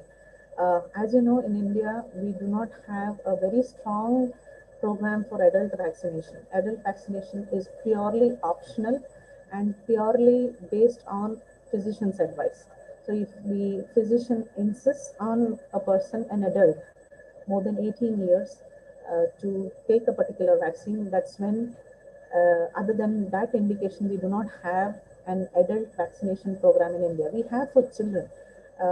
From the year 1985 onwards, we have the Universal Immunization Program, which has been doing a wonderful job for children's vaccination. For pediatric vaccination, we don't have a program as such for adult vaccination, and because of which we had a lot of vaccine reluctancy, especially given the short span of time that both of these two vaccines were developed. Covaxin and Covishield as well, especially Covaxin, since it was still in stage 2 when we launched it, phase 2 of trials, clinical trials when we launched it. So the Covaxin had a separate sort of protocol that we had to follow compared to Covishield. However, the problem with vaccine reluctancy is that it is amenable to health education sessions. So when we started our COVID vaccination drive, we came to know that these are the groups of health groups which were not very forthcoming with vaccination. So we identified those groups and we had intense health education sessions focusing on what problems and what is their sort of perspective of vaccination, adult vaccination, especially for COVID. So with that, we were able to get really good results. Sometimes we had to have multiple sessions. With one session, we had to address some point, and then we had to again call them back because the rate was not satisfactory. So that was sort of an ongoing process of intense health education sessions. Another thing was with the COVID vaccine app. So as I told you, all of this was dependent, we were highly dependent on this app to schedule sessions, to confirm a person's identity for vaccination, to give this person a vaccine, and also to see that this person gets the vaccination certificate at the end. So there were a lot of problems. We are now working with COVID 2. We had something called as COVID 1, and with the change in the operating system, we had to retrain all of our healthcare staff. So it was sort of an ongoing process. We used to undergo trainings online, offline, at our district level, and then we used to train that to our healthcare staff who are involved in vaccination process. Um, Another one was with vaccine supply. Problem is that we could not give, we are not supposed to give once, we are supposed to give only, or rather let me put it this way, we are supposed to give only Covishield both the doses or Covaxin both doses. We are not supposed to mix the two. However, given the supply of Covishield being not very smooth, we had to look into vaccine forecasting and vaccine procurement and management. So intense management of and inventory management for vaccine, especially with vaccine supplies, had to be looked after very meticulously so that our vaccination sessions do not suffer. So this itself was a very tedious process. We had to weigh every day how many, so forecast how many beneficiaries would come and see whether we had enough vaccines to cover them. So because we had such a large and a huge amount of people to cover, 5,800 vaccinees to be covered is not a joke. So, however, meticulous planning for vaccine delivery was the key here. From 1st of March onwards, whatever vaccination we started administering was charged. So till from 18th of March to 28th of February, whatever vaccination was given for healthcare workers as well as frontline workers was free of cost. So we upscaled and we finished about 4,600 individuals were vaccinated. Mind you, we had 5,700, so our vaccination coverage rate was about 84%. However, for the second dose and for the rest of the individuals who are taking their first dose, the vaccination per person, every person that we administered the vaccine, we had to pay about, as a private institute, pay about 150 rupees. How, I mean, it would not sound a lot, but given that we had all the people who were remaining to have their vaccines were students and Group B staff, this was a challenge. But this is sheer benevolence of our Chancellor, Sri N.V. Hegde, who saw to that every person in our institute, irrespective of whether they were contract staff or whether they were our staff, were given free vaccination at our institute. So any healthcare worker who was working with our institute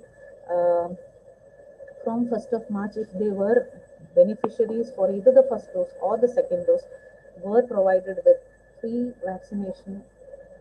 That 150 rupees, the cost of vaccination was covered by our institute. And I think that is one of the key role of the management, especially in private institutes, to have that sort of sense of belonging of their own employees and provide such a thing.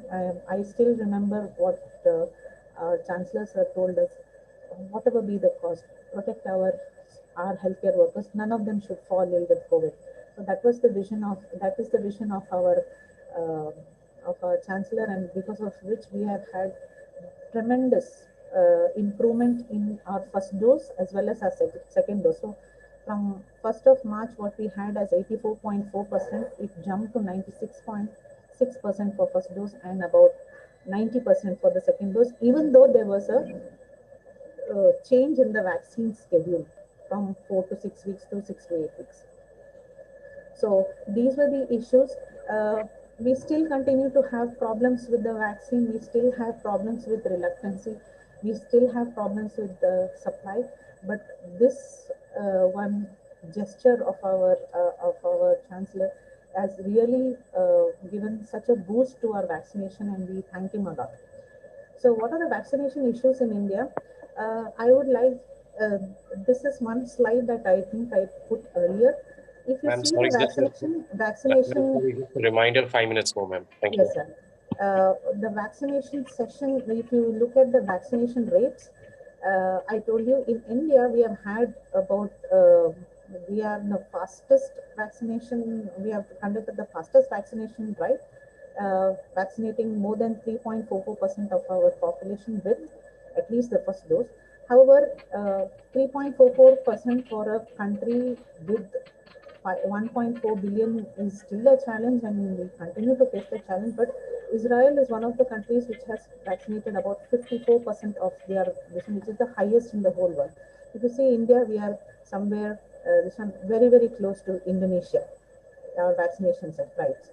Okay, but so that brings us to the pressing point that if we have, with our current vaccination rates per day, if we do not scale up, we will need about 10.8 years to complete vaccination, which we do not have, at least to attain herd immunity. If 100% of our population needs to be vaccinated, we will take about 15.4 years, given that we are about 1.4 billion people who are beneficiaries. So this is a challenge that we are facing. Second thing was is regarding Covishield. We had promised so many countries that we will provide them with Covishield, but given that we have our own, we are experiencing the third wave of COVID-19, we have delayed the vaccine exports so that our country individuals will be vaccinated. So this has been delayed, and we have a lot of ground to cover with Covaxin as well. Now that it has cleared its phase 3 trials, Covaxin has been asked to expand its production in the coming days, so that we can cover more ground with individuals. Um, we are also facing a problem with double mutant strains. We are not very sure whether these vaccines, whether Covishield or Covaxin, are going to be effective in them as well. What do we do with that? How do we overcome that?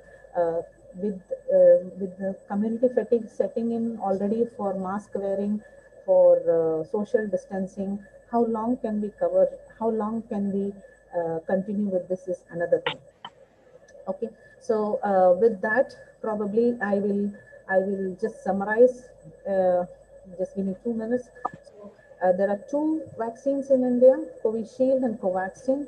So we have 3 priority groups, and we are currently in the third phase. From 1st of April, we start with phase 3.2, which is for any person more than 45 years, irrespective of their comorbidity status.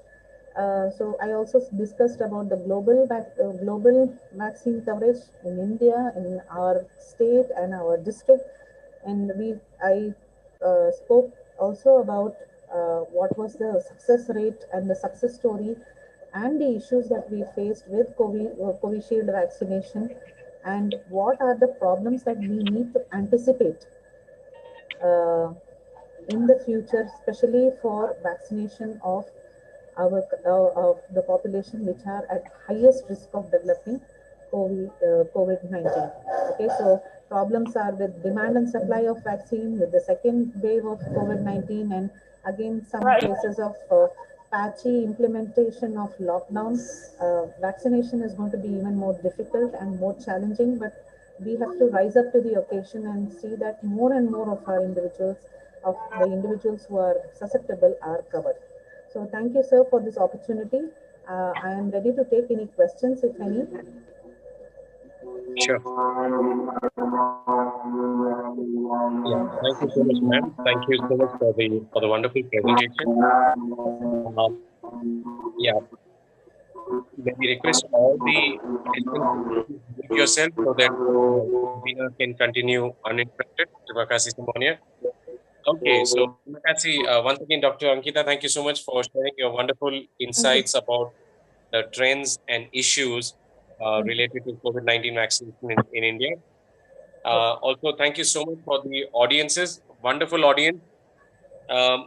We have 20 questions. We have questions on the chat box. We also have questions on the YouTube. So I'm sure Dr. Ankita, also Ibu Siti, also Dr. Chulipon, you all will be facing very soon a lot of questions from the active audience. So, okay, so maybe let us start with the questions, yeah, Bapak Ibu. Let me just go through the questions.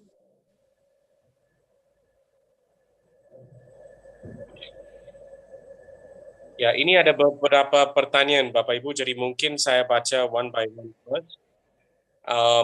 Mungkin this question is actually to Dr. Chulipon. Ma'am, can you hear me, ma'am? Yes, I can hear you. Yeah, thank you, ma'am. Okay, the question is from Rian Lakrita from Stikes Gunabangsa. The question is, of the 3 vaccines, which one is the most effective? Could you please share your views? Okay, for the effectiveness of the vaccine, right now we also is the ongoing study, but we study the effectiveness from the other country. But for now, there's 2 vaccine that used in Thailand. They have like we split for the first one is Sinovac. Yeah, the Sinovac is we can apply to the person who are under 60. But for the AstraZeneca, we going to apply for the people who are over 60. So this is our plan for that. But for the Johnson and Johnson, this is just got an approved for like 3 days ago. This is for the private sector. Thailand allow for the cooperation. It's just like for the private hospital. They want to supply the vaccine for their worker or other people who want to pay for their vaccine. But the 2 vaccine is for like the free for all the people that for our the include criteria right now. So that's Okay. so is that. So, ma'am, you mentioned about Sinovac, you mentioned about AstraZeneca. So, because there are some media reports about AstraZeneca in Europe. So, in Thailand, do you think there are no? I mean, has there been any problems? I mean, I think that's why the question from Rian Laksita is that of the 3 vaccine, the third one is a very new one. Which one is the most effective? Based on your understanding. Is we follow up all the patient who get the vaccine from these 2. Yeah. And there is like the report of the 2 adverse reaction is like a rat or something immediately, only 2 from that person. But from the news that we got a few days ago, one patient that died, but we already studied. He died from the abdominal aneurysm, so it's not like a no like a evidence because the vaccine corporation, they said that they have the problem with the abdominal aneurysm before, and it might, and they just got back. He is more than 60 and he just got back from the hospital and he get the vaccine. After 7 or 8 days, he have like a rupture aneurysm. So it's not happen from the vaccine. That's what they have the problem before. Okay. Okay. Okay, sure. Right. So basically all the 3 medicines, I mean, all the 3 vaccines are effective. Of course, Johnson & Johnson is the new one, which is just approved the recently. Johnson & Johnson, we haven't started yet, but we got approved. True, it just got approved. Yeah. Okay, thank you so much. Thank you so much, Rian Lakrita. And we hope that your answer was question. The second question, Dr. Chibukon, is again for you. The question is from Hafid Furtoni, again from Gunabangsa, Yogyakarta. I think the students of Gunabangsa are quite active. The question is, how about the first side effect when that vaccine comes to our body? I mean, have there been some side effects? And if they are, what are they? If they are elderly, what is your mention? The question is, are there any first side effects after putting the vaccine? Are there any side effects? Oh, if they yeah. are, yeah, you could just explain what are they? And the side effect and that they record from Thailand, they have like some fatigue, get a little fever after they got vaccine. So it's just like a low list of side effect on the vaccine. And they report this kind of side effect. So I kind of weakness and lower fever. That's that. And it just happened on the side of the vaccination, the rash on the side of the vaccination, something like that. Okay, so basically nothing significant, just rashes, little fever, and okay. Okay, thank you so much, man. Thanks a lot for that. And thank you once again, Hafid Furtoni, for your question. Another question is, the question is from Ayatul Kutsia, again from Gunabangsa. The question is, how long will the effect of the vaccines remain in our body?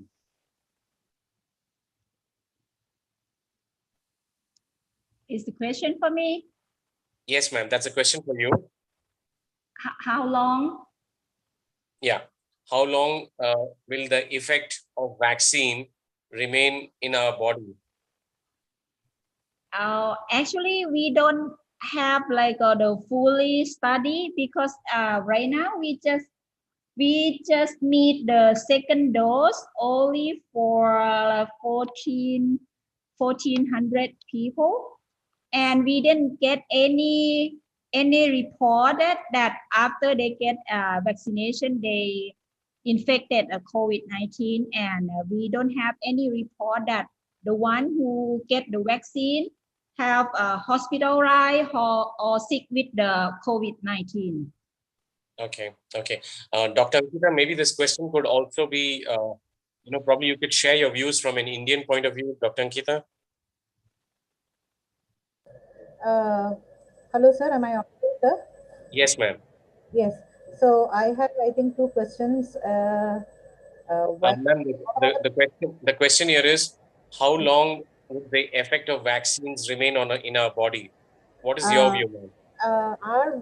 From the studies, what we have looked at, from the first dose, about 84 days.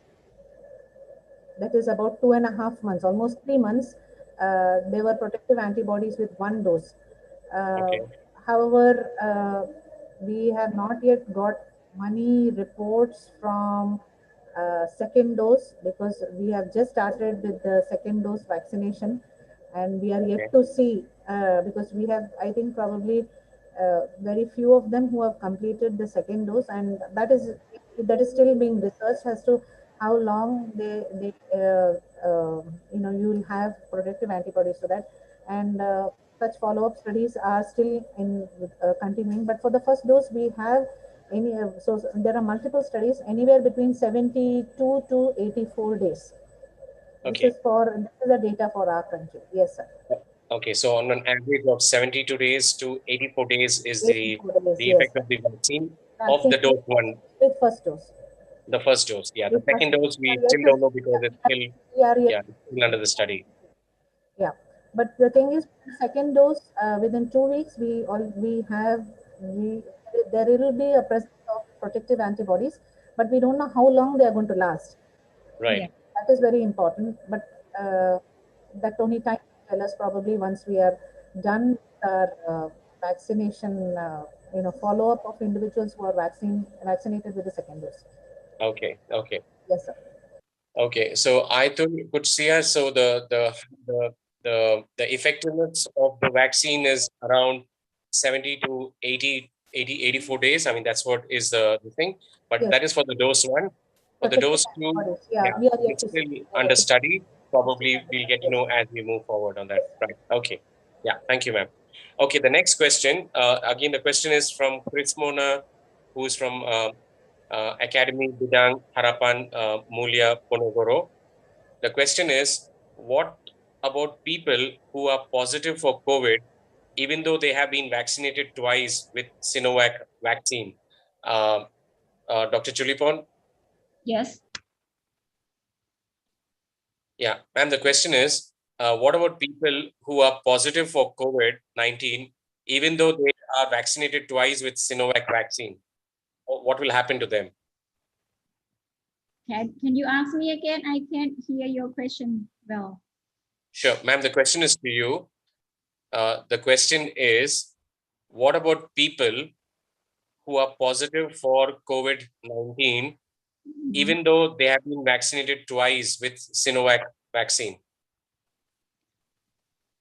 Oh, we don't have that situation here right now, for now. Yeah, we just don't have any report that this happened in Thailand. Okay, so we don't have a situation on that part. Yeah. Okay, but in case, ma'am, just okay, I mean, I understand that the situation is not there, but in case, for example, if someone is vaccinated and vaccinated 2 times and they still are detected with COVID-19, any idea or any views? What do you think will happen? Maybe I'll need to check again with Dr. Ankita also from an Indian perspective. Yeah, this is also is from my opinion, because like we are trying to track everybody who get the vaccine, and if anything come up, they have to set up the committee to decide what they're gonna do next. You understand what I mean? Because the vaccine group, they keep track on each person, and they just like if something new happen, they're going to report to Thai people, and they do the decision making that on that. Okay. That's what the plan. Sure. Dr. Ankita, your view here on this? I am not very sure with Sinovac, because we have our own country's vaccination. Of course, there have been reports that individuals with 2 doses of vaccine after 2 weeks, which Covishield purports that they will have protective antibodies, also have developed COVID-19. What we need to realize here is that COVID-19 severe disease up to 95 to 100% will be prevented in these individuals who are vaccinated with both the doses after 2 weeks of vaccine. So even if they test positive with COVID-19 after 2 doses of completion, they will have a milder form of COVID and not suffer with things like post-acid cough for a longer period, and fever also would be much lesser. So our aim is to look at reducing the morbidity and mortality associated with COVID-19. I think with that perspective in mind, if we are going to look it in through those lenses, probably COVID-19 vaccination is with the Covishield and or Covaxin has been a success to a large extent. And given that there is only 70% of efficacy, that's what they say, maybe you fall in the 30% or the 19% of those individuals who actually do not develop protective antibodies by 2 weeks of the second dose. So they will develop, but not probably by 2 weeks of the second dose, and probably that's why they are contracting COVID-19. But most of these individuals with COVID-19 vaccination 2 weeks later who are developing have a much very mild form of COVID-19. So that's more important that we look at it in that point, that the mortality, the morbidity, and the disability associated with COVID-19 is reduced to a large extent post-vaccination. I hope Okay. I have made, because I am, the question was with Sinovac. We do Yeah. not have Sinovac in India. We have Yeah. Covishield, and I am not denying that there have been reports of individuals who have been vaccinated with 2 doses of Covishield or Covaxin and still have developed COVID-19 infection. It is absolutely possible and it has happened. But only thing is that those individuals who have had them have had a very mild course compared to an actual infection. And that's what is vaccination is all about. You protect them earlier so that at the end, your end result is to reduce the mortality and morbidity and the disability, if any, associated with COVID-19. Okay. Sure. Thank you, ma'am. Thanks a lot. Thank you. Okay. Yeah. The next question again is for Dr. Chulipon. The question is from Zeli Rosilavati from Stikes Gunabangsa. The question is, how does the Thailand government deal with its citizen who refuse vaccines? Wow, that's Okay, right now our vaccination plan is for voluntary people. Yeah, just voluntary, not mandatory now. Dr. Chulipon. Yeah. It's they are willing to get the vaccine so they can come and get, but for the mandatory, we didn't start that yet. They are free to make their decision to get vaccine or not. Oh, okay. So it's not mandatory, ma'am. It's not mandatory in Thailand that you have to be vaccinated. Right now, we try to encourage all the people that get involved. It's just what I can see from now. It's just like a Phuket.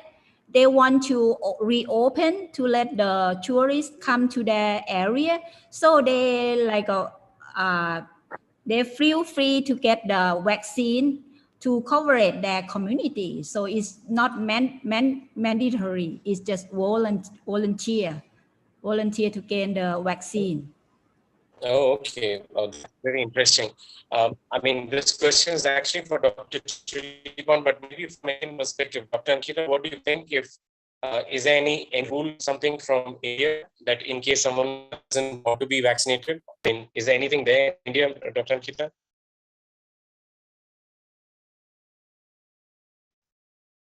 Dr. Ankita, are you there? Hello, am I audible now? Yes, ma'am. Yeah, you're audible. So as of now, it is purely voluntary. We haven't looked at of mandatory vaccination even for individuals who are more than 60 years.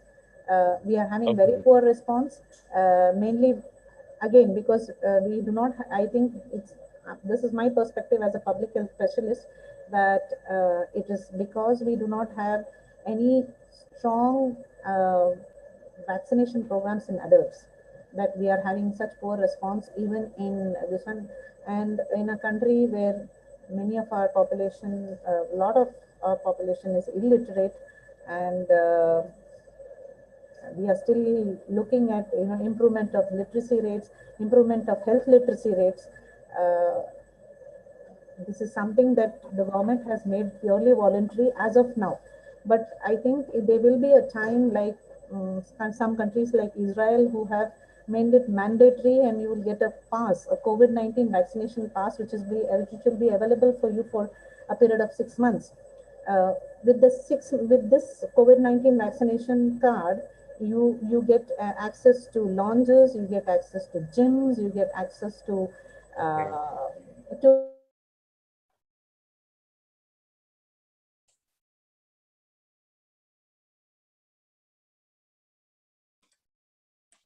Ma'am, we lost your voice in between, Dr. Ankita.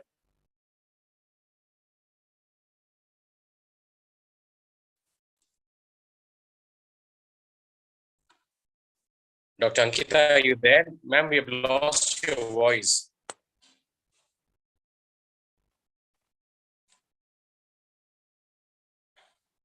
Dr. Ankita, are you there? Ma'am, sorry, we have lost your voice.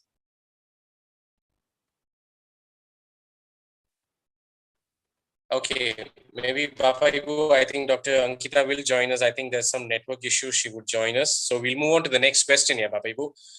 The next question is from Maria Layung, from Stickers Gunabangsa. And the question is, what is the level of effectiveness of vaccine against the elderly?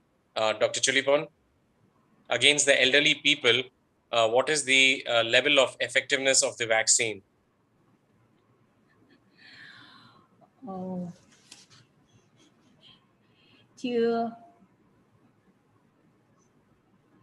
Yeah, Dr.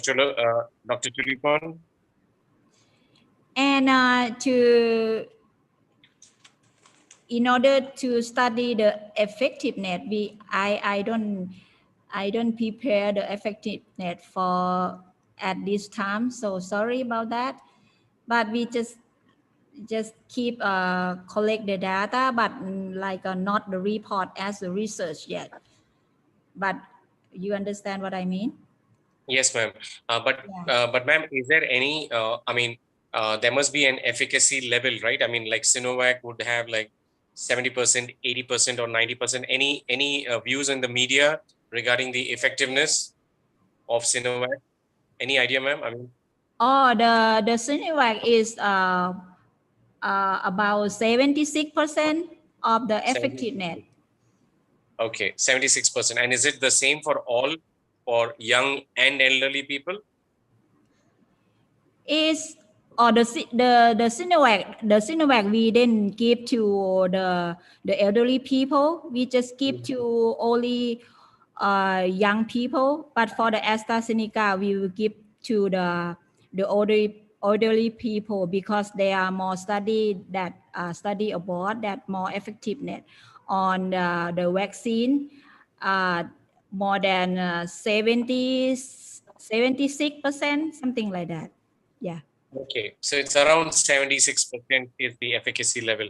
And the question actually was from Maria Layung, and Maria, in Thailand, for the young people, it is AstraZeneca, which has been administered, as mentioned by Dr. Chulipon, and for the elderly, it is AstraZeneca.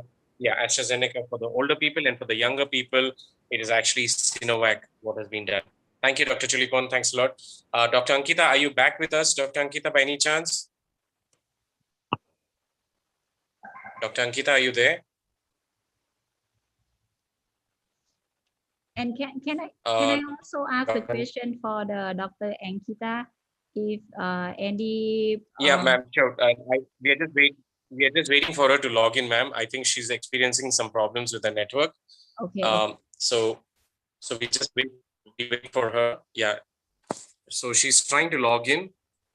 Okay. Yeah, I think today the network is a little bad, Papaibu. So I think it's a Monday. It's the Monday login problem. Okay. Yes, sir. So let's move to the next question. Dr. Yeah, Ankita, I'm online. Sorry. Yes, already. sorry. With the Wi-Fi, it was a problem to join. No. There's some problem with the. Yes, sir. Yeah. No, Yes, sir. no problem, ma'am. Yes, sir. Yeah, ma'am. I think there was a question on efficacy level, which was to this thing. I think that was already answered.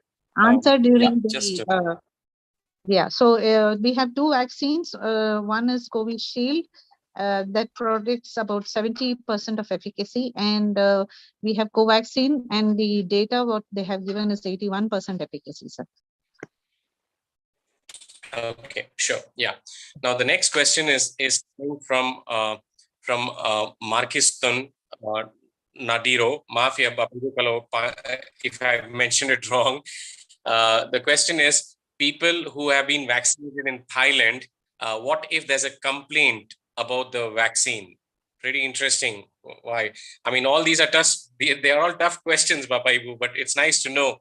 Yes, Dr. Chulipon, please. I know they're putting you in a difficult position, Dr. Chulipon, but yes, let's. Let's try to. I know it's difficult for all, but let's try to see how we can try to answer these questions to our very active participants. Yes, Dr. Chulipon. Yeah, you could unmute. Yeah, yes, Dr. Philippon. What is the question again? Is the delay speaking? Sure. The question is, after the people who have been vaccinated in Thailand, what if there's a complaint about the vaccine? What happens? It worse than before. I can't hear you now. Can you speak again? Sure. After the people who have been vaccinated in Thailand, what if there is a complaint about the vaccine? Oh, okay. There, like I said, we have like many channel that they can communicate with the government or the CCSA about the problem that they get from the vaccination. And if they have problem, they can go to the hospital, and we have some team to give them the advice and investigate immediately. Like I said, we have the official line that we have the team to answer the question, to give them the information, and even they get more serious, they can come to the hospital. Okay. So there are government bodies which are established to receive their complaints and probably to give them advice and support them, and probably in a worse scenario is to probably to help them in the hospital. Okay, thank you, ma'am. Thank you. And also we have to record all the signs and symptoms that happen, because it is during the study, even a small amount, we have to record all of them. Okay. Yeah, right. We keep because because it's a data, right? I mean, so I think we will look more with data which is coming in.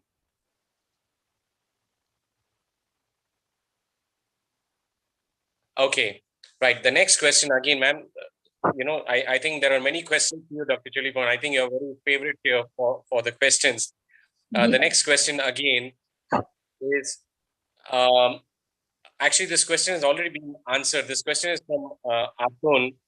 How long this vaccine can prevent our body from the new reinfection? Again, Atun, just to inform you that Dr. Chulipon had mentioned this, that Thailand has just entered into the vaccination process, so they don't have the data. But from an Indian perspective, as mentioned by Dr. Ankita, that 70 to 84 days is the duration for the protection of the antibodies against the vaccine, right? So thank you so much, Atun. Thanks a lot, and I hope we answered your question. Yeah, with the first dose, right, and the second dose is still under study. Yes, we are still looking at it at the moment. Yeah. Okay. Right. The next question is again from Ika Varitsnika from Stikes Gunavamsa. The question is, what is the effect of the vaccine? One of which is that the people cannot see and have memory loss. There has never been a case in Saudi Arabia. Okay. Any instance like that where the people cannot see and have memory loss? Dr. Chulipon? Any such instance? I don't think so, but just please advise from a. We don't. I don't have heard about the memory loss in Thailand. Okay. No report on that. Okay, and someone who has lost the vision, there is no case as such, right?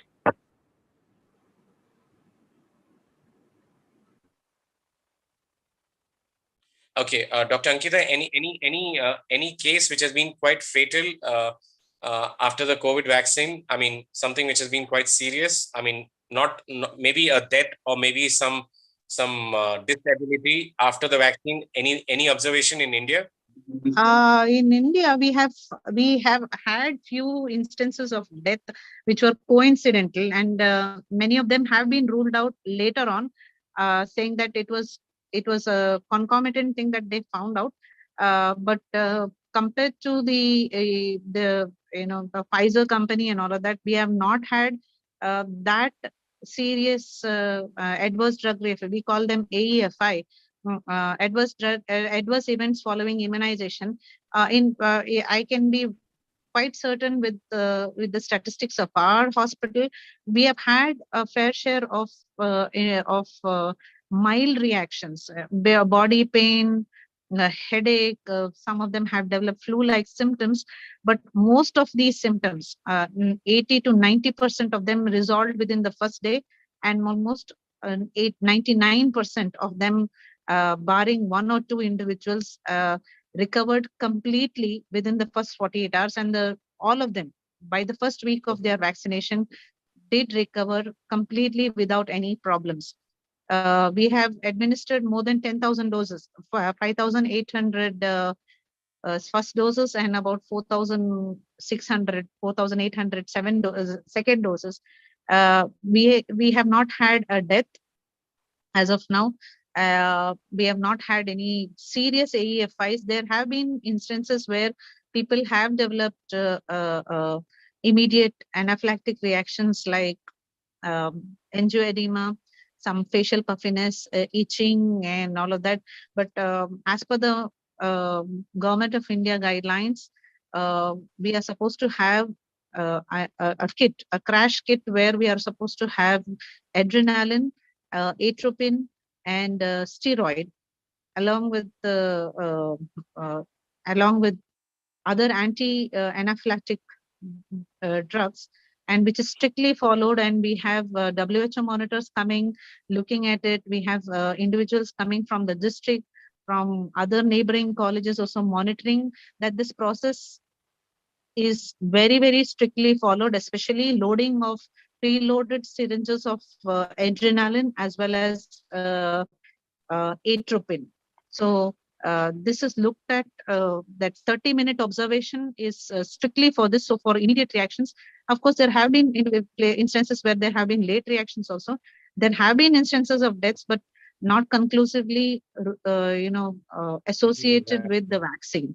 But for the number of vaccine doses that we have received, we have administered, the amount of deaths and very serious AEFIs have been negligible, to less than 0.001%.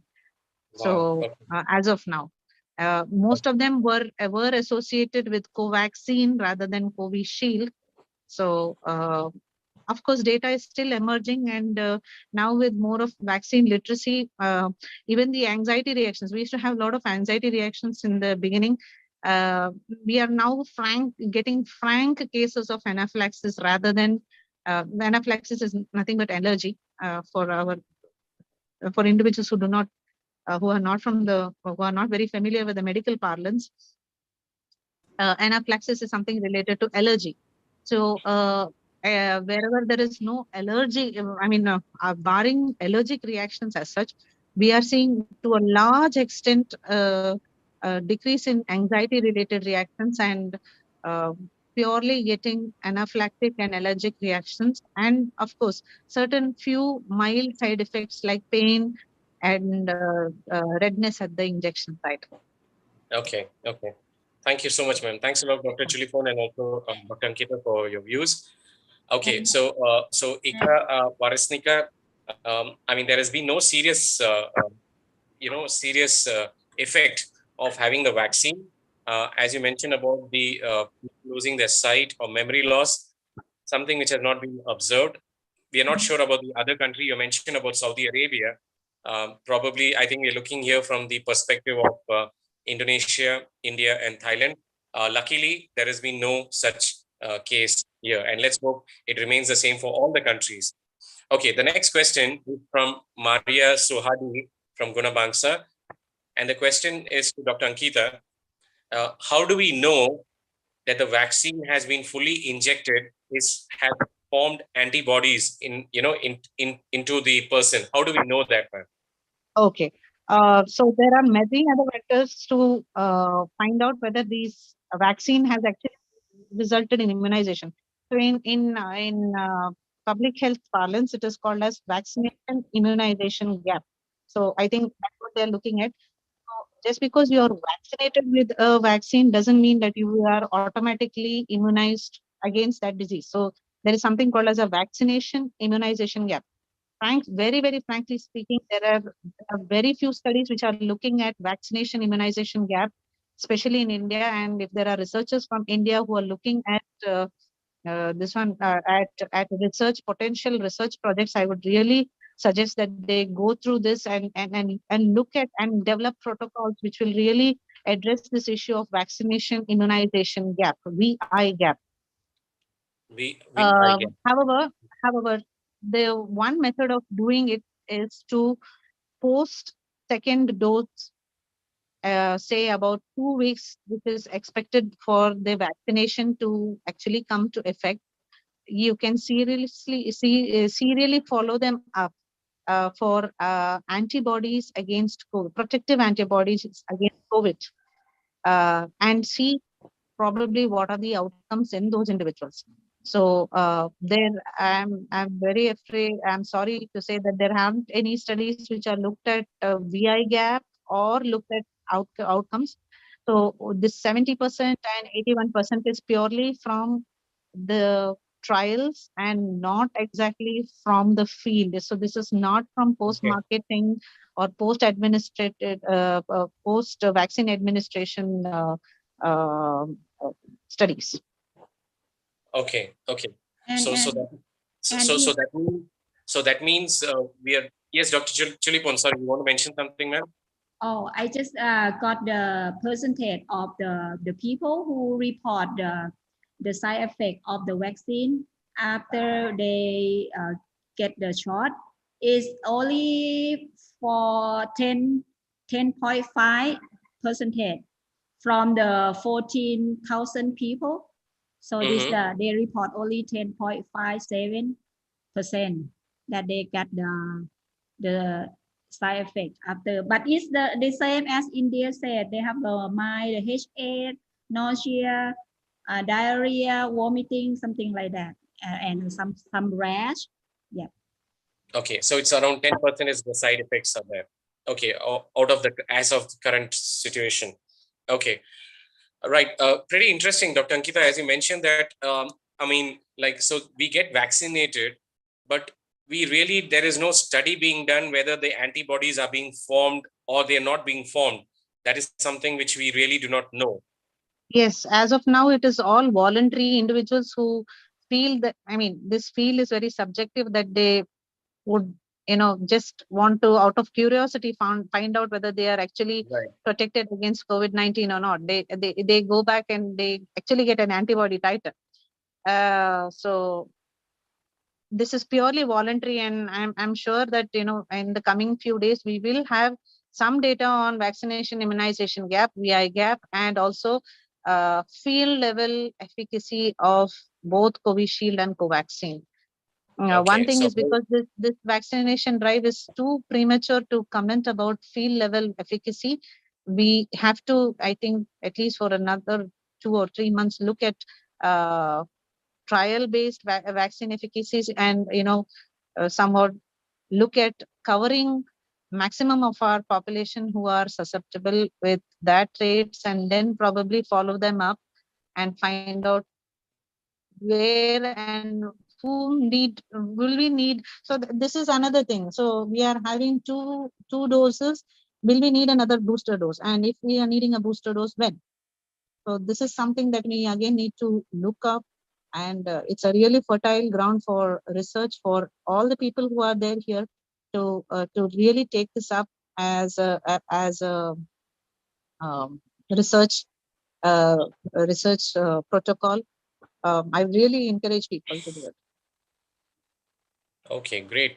So Bapaibu, the primary idea, what we're trying to say is that yes, vaccination is with us, which is a good sign, but still there are a lot of things which we are learning, and a lot of research needs to be done so that we have a better understanding, Bapaibu. So that is something which we need to do. So please remember, being vaccinated doesn't mean you're totally safe. You still need to take the precautions. As I think Dr. Chulipon did mention about the drive in Thailand, about the DMHTT, the social distancing, hand washing and all. And I believe the same thing happens in India. So I think those things still need to be done. even though you're vaccinated. Vaccination doesn't mean you're Yes, protected. yes. Yeah, okay. You are protected. Yeah, you are protected, but you still run a risk of getting infected if you are careless, If because you're we don't careless know about what is this vaccination immunization gap, which is very important for us to actually as public and of course this for a new vaccine, it will take some time, but yeah, only time can tell us. Sure, right. Yeah. So one thing, Bapaibu, just to inform you all that vaccination efficacy level is being given based on the based on the Clinical research, trial. on the on the clinical trials. But the field reality we do not know. That is what something the research is going on. So I think time will speak how really effective it is and how effective it is not. So in the meantime, what we need to do is we need to take the precautions, get vaccinated. Getting vaccinated is important, but at the same time, we need to make sure that we follow the protocols, the safety measures, just to make sure that we have the control and we can fight the virus together so that we can get rid of it. I remember, before going to the next question, I remember Dr. Chulipon having a question for Dr. Ankita. Dr. Chulipon, please go ahead now.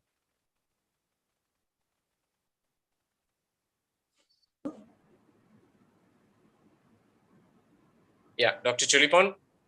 Yes. Yeah, ma'am, you had a question, right, for Dr. Ankita? Oh. Okay. I think, Doctor, I think you're still muted. Dr. Chulipon, we could not hear you. Could you please repeat your question, please? Okay. So what is the worst reaction in India that you get from now?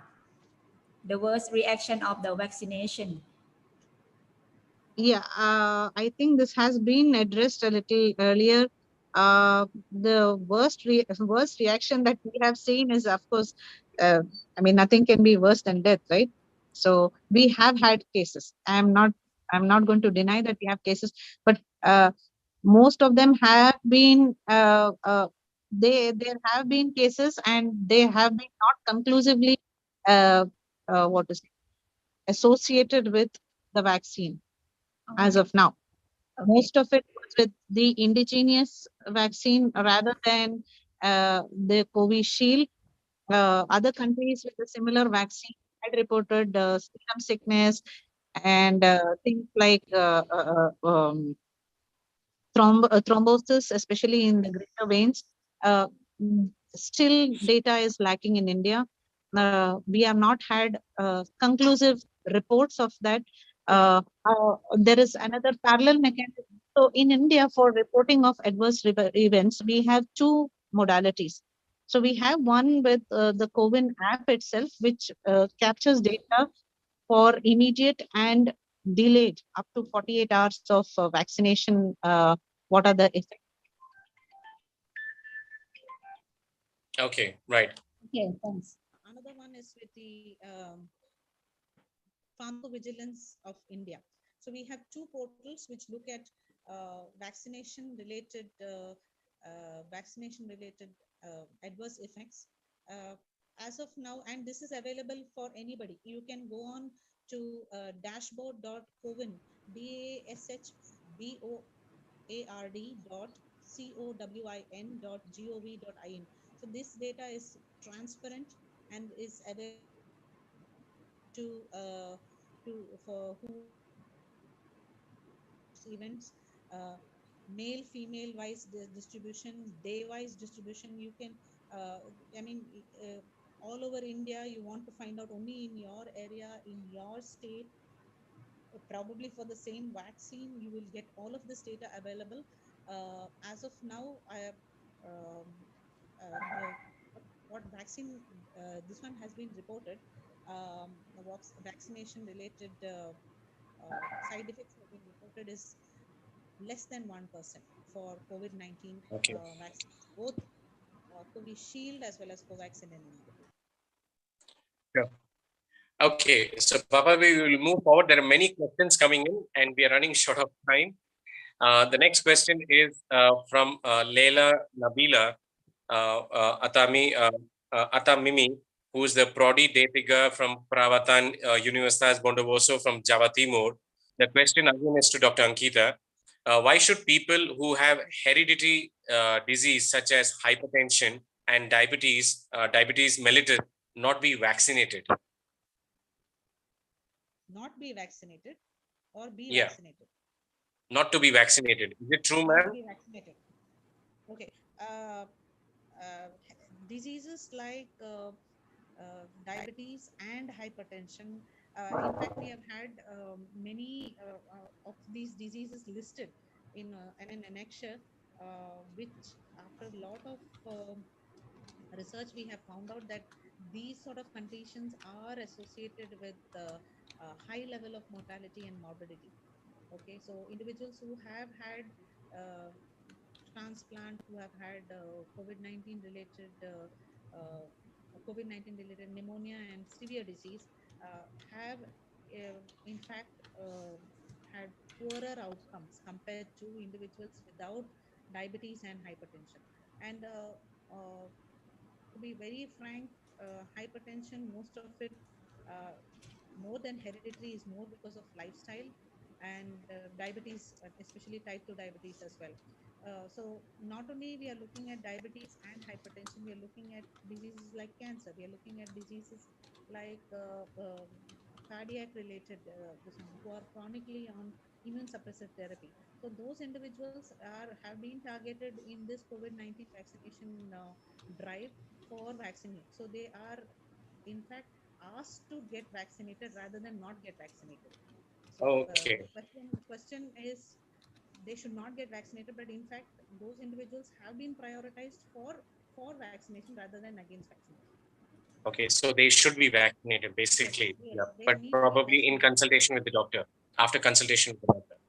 Most of the doctors have been briefed about this, and most of the physicians, unless they are having severe reaction to COVID vaccine in the first dose, uh, in fact recommend for vaccination with COVID-19 vaccine, either Covishield or Covaxin, depending on Okay.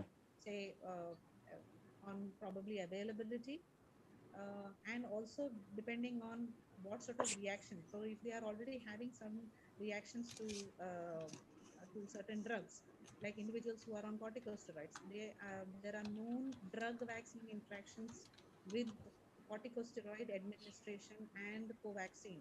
So they are suggested to take Covishield. So things like that. So depending on Okay. that, whether they are either suggested to take Covishield or Covaxin.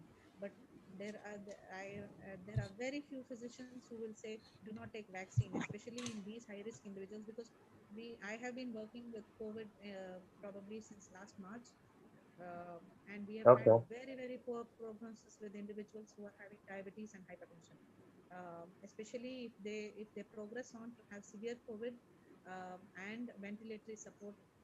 None, most of them do not survive. They do not survive. Oh, okay. So they are suggested, in fact, and they are recommended, and most of the vaccination that we have in our uh, hospital is majorly most of them who come are referred from the OPDs, our outpatient departments, from both private as well as public health facilities. So they are encouraged, in fact, to undergo vaccination rather than not undergo vaccination. But Okay, again, it sure. depends whether Thank you they so are much, on man. certain drugs, like where there is known drug vaccine reactions. Those individuals, we suggest the other vaccine. Okay. But vaccination either with Covishield or Covaxin is recommended. Is recommended, basically, Is recommended. irrespective of. Yes. Okay. Okay, thank you, ma'am. Thanks a lot. Yeah. Okay, the next question is actually from Hafid Turkoni, but I believe that's already answered. The question: what is the side effect of the first vaccine that comes into our body? I think that we have already answered to that. So thank you so much, Hafid, for your question once again. Another question is actually from Leila Nabila. Again, the question is: can we guarantee that someone who has been vaccinated will not be infected with COVID-19? I think we have been answered that there is no guarantee. You can be You can definitely be again infected. So you need to take the precautions. Yeah, I would like to answer this. Please. I always, this question is because I have worked with COVID related health information, health education sessions. This is one question that I invariably get. So, doctor, I have been vaccinated. What guarantee that I will not get COVID vaccine? So so my question, my reaction to that is very simple. So, how many of you all drive two-wheelers and wear a helmet? Just because you are wearing a helmet, how does it guarantee that you do not meet with an accident? Right? So Sure. if you are just wearing a helmet, okay, so that wearing of helmet is comparing yourself to getting vaccinated. Does it ensure wearing helmet? Does it ensure that you will not you will not meet with an accident? No. So why do you still continue to wear the helmet? In case you do meet with an accident, it is that you will be, your injuries probably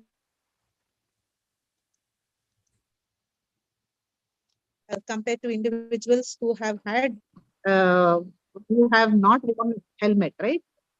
So, or your seat belt in four-wheelers. So, nothing is guaranteed with COVID-19 vaccination. Just because you have had a shot doesn't mean that you will not get COVID-19. But even if you do get, your chances of having a severe disease or severe injury, mortality, morbidity, disability is very, very less compared to the individuals. So whenever we are talking in relation or relative to individuals who are not vaccinated, right? So doesn't mean that just because we become more confident, and not wear a helmet and then we get into trouble. That is also wrong, right? But we do continue wearing helmet, not because of anything, not because the police will catch us, because we are not doing our job, or not because we are going to be complacent and not follow all the protocols with COVID-19 appropriate behavior. Okay, so it is similar to wearing a helmet. If you wear a helmet, definitely your chances of having severe injuries, especially to the head, is very, very less compared to not wearing a helmet. Same way with vaccine, it is not that you not get COVID-19. There may be a slight chance that you may get, but even if you do get, there will be the impact or the effect of COVID will be much, much lesser compared to the individuals who are not vaccinated. Okay, so Leila, the answer to your question is that you need to be vaccinated, but please take the respective precautions. That is important. Yes. So all the participants, all the students, please remember, all the participants, vaccination is not foolproof. Vaccination is just a protection, but we need to protect ourselves also, right? And it was very beautifully put by Dr. Ankita as a helm or a helmet. Wearing a helmet doesn't mean you will not get an accident, but you need to still take the precaution. You need to drive carefully. You need to make sure you follow the rules. You need to follow the regulations. Perfect. Thank you. Yeah, thanks a lot. Okay, the next question is again from Atun from Stickers Guna Bangsa. And the question is for Dr. Ankita. The question is, what about the people in India who do not have an access to get the registration for vaccine? Will they still have a chance to get the vaccine? Yes. So in our country, we have about 70% of them who do not have access to regular and free internet. So of course, our country is huge. The numbers are huge. We are 1.4 billion people, or not all of them will have access. So in those areas where there is no access, there is in CoWIN app, you have a provision for offline registrations also. So so the CoWIN app will work with offline as well, without internet also. And whenever there is an internet, so they will have, so when they go remote areas where there is no connectivity, where there is poor connectivity, you can still register people. So, and provide them with vaccination. And once they are back two areas where there is connectivity. So in them, this data gets synced back, and they are able to complete the process of vaccination and whatever formalities are there with Covert app when they get the internet connection. So this is one important question. Probably I was waiting for somebody to ask. So this sort of offline registration, quote unquote, also is available in India through the Covert app. Okay, sure. Thank you, ma'am. Thanks a lot. Yeah. Right. So every country, Bapaibu, as we know that India, the population 1.4 billion people, almost 5 times the size of the population of India, of Indonesia. Yeah, of Indonesia. So we need to understand the complexities. Every country, I'm sure Thailand has its own, challenges. So every country has it, and I'm sure the government is working hard, depending upon their country specifics to work on these aspects. Okay, the other question is actually from Hafid Furkoni. Hafid Furkoni is one of the very active participants. I can see that. The question is actually not very clear, but let me just read the question. If we have injected the vaccine into our body, does the virus did the virus reactive to the virus that was attacking the body? I mean, Hafid, sorry, the question is not very clear, but what I can understand is that once you put the vaccine into the body, antibodies are developed, right? And again, as mentioned by Dr. Ankita, there's something called as a vaccination immunization gap. Means we really do not know how much of antibodies are built, but that is something a study, a research, probably is encouraged just to really understand and have a better understanding of the vaccination drive which is happening all over the globe, right? So, Hafid, I hope we have answered your question, though your question was not very clear, but I think we have answered the question. The next question is from Gloria from Sikes Gunabangsa, and the question is to both the speakers: how to overcome the negative issues related to COVID-19 vaccine? Negative issues, again, it's quite it's quite general. Are we talking from a health perspective, or are we talking from an information perspective? It's not clear. But anyway, how to overcome the negative issues, maybe negative information, maybe negative news we get. Any views, ma'am? Yeah, Dr. Ankita? Yeah, negative. Okay, so lot of negative things we have overcome.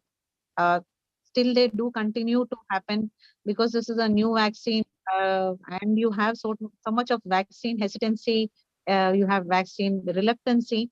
These negative issues are anticipated in any vaccination trial. We know that. So from our institute perspective, I think the one weapon that we had for negative issues was information, credible information that we gave, and motivation for all the individuals to take the vaccine and their benefits. Most of them, it's more of hearsay and what they read on the news, somebody died. So they will not, even in the media, what is portrayed is the individuals who die, who have very serious reaction, and most of it is not from India. It is from some other country, and they read it and they're like, that could happen to me.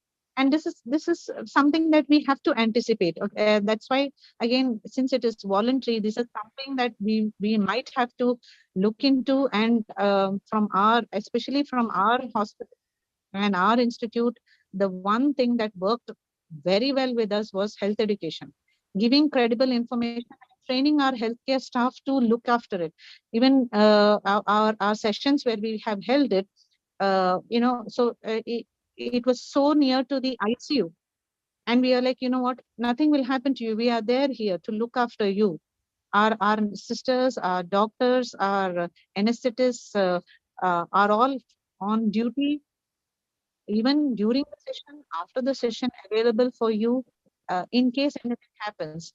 Okay, so that sort of reassurance probably went a long way for us with the respect to our institute. I think this will be true for anywhere. proper IEC, information, education, and communication. This is a key to any success of any program. One. Second is the reassurance to the individual saying that, see, look, it can go wrong. Things can go wrong, may go wrong, will go wrong. But we are there to look after, and our doctors are there to get back to you and nurse you back to health. Okay. Okay. So that sort of important, and we have done that, and the results are that obvious. We have no hospital can boast of having 96 to 97% of vaccine coverage with first dose and 90% coverage with second dose. But we have done that, and we have shown it that it is doable. It is perceivable. Of course, there will be some amount of individuals who will be against, anything that is coming new, and this is human nature, and we have to accept it. Probably, when they see that, many more people are okay taking the vaccine, they will be encouraged to take the vaccine as well. To a later period of time, we have to give them that time to accept it as well. Right. Yeah. Dr. Chulipon, your views, ma'am, from Thailand's perspective? Yeah, I also totally agree with Dr. Antonika. But to me, in my experience in Thailand, we have used like a social media and other aspects that people can have like a two-way communication. So what are they anxiety about, and what are they question? And the other thing is just as I mentioned earlier, we set up the CCSA that will come up at the same time every day to answer any problem or any serious situation to our people. So I think this is very important. And the last one is, to me, I think is solidarity is very important, along with the knowledge and cooperation. Thank you. Yeah, thank you. Thanks a lot. So, Bapak Ibu, I mean, yeah, it's not easy. It's a global pandemic. Of course, it has its positives, and negatives are always there. But I think with proper communication and with proper education, I believe, this challenge to the whole world can be overcome. And request all of you all also to please educate to the other students, just to make sure that vaccination is to be taken. But at the same time, please do maintain the protocols of social distancing, hand wash, and other things. They need to be done. Okay, the next question. Okay, so thank you so much for all the questions, Bapak Ibu, were from the chat box. Now there are a few questions even from the YouTube. So the question is from Irene Union Yahoyu Astuti from Stikes Gunabangsa. Is the vaccine acceptable to patients with a history of kidney stone disease? The question is actually addressed to Dr. Chulipon. Maybe Dr. Ankita also could share her views on that. And any views, ma'am, Dr. Chulipon? Yeah, this is like for the first stage, we try to keep the vaccine for the chronic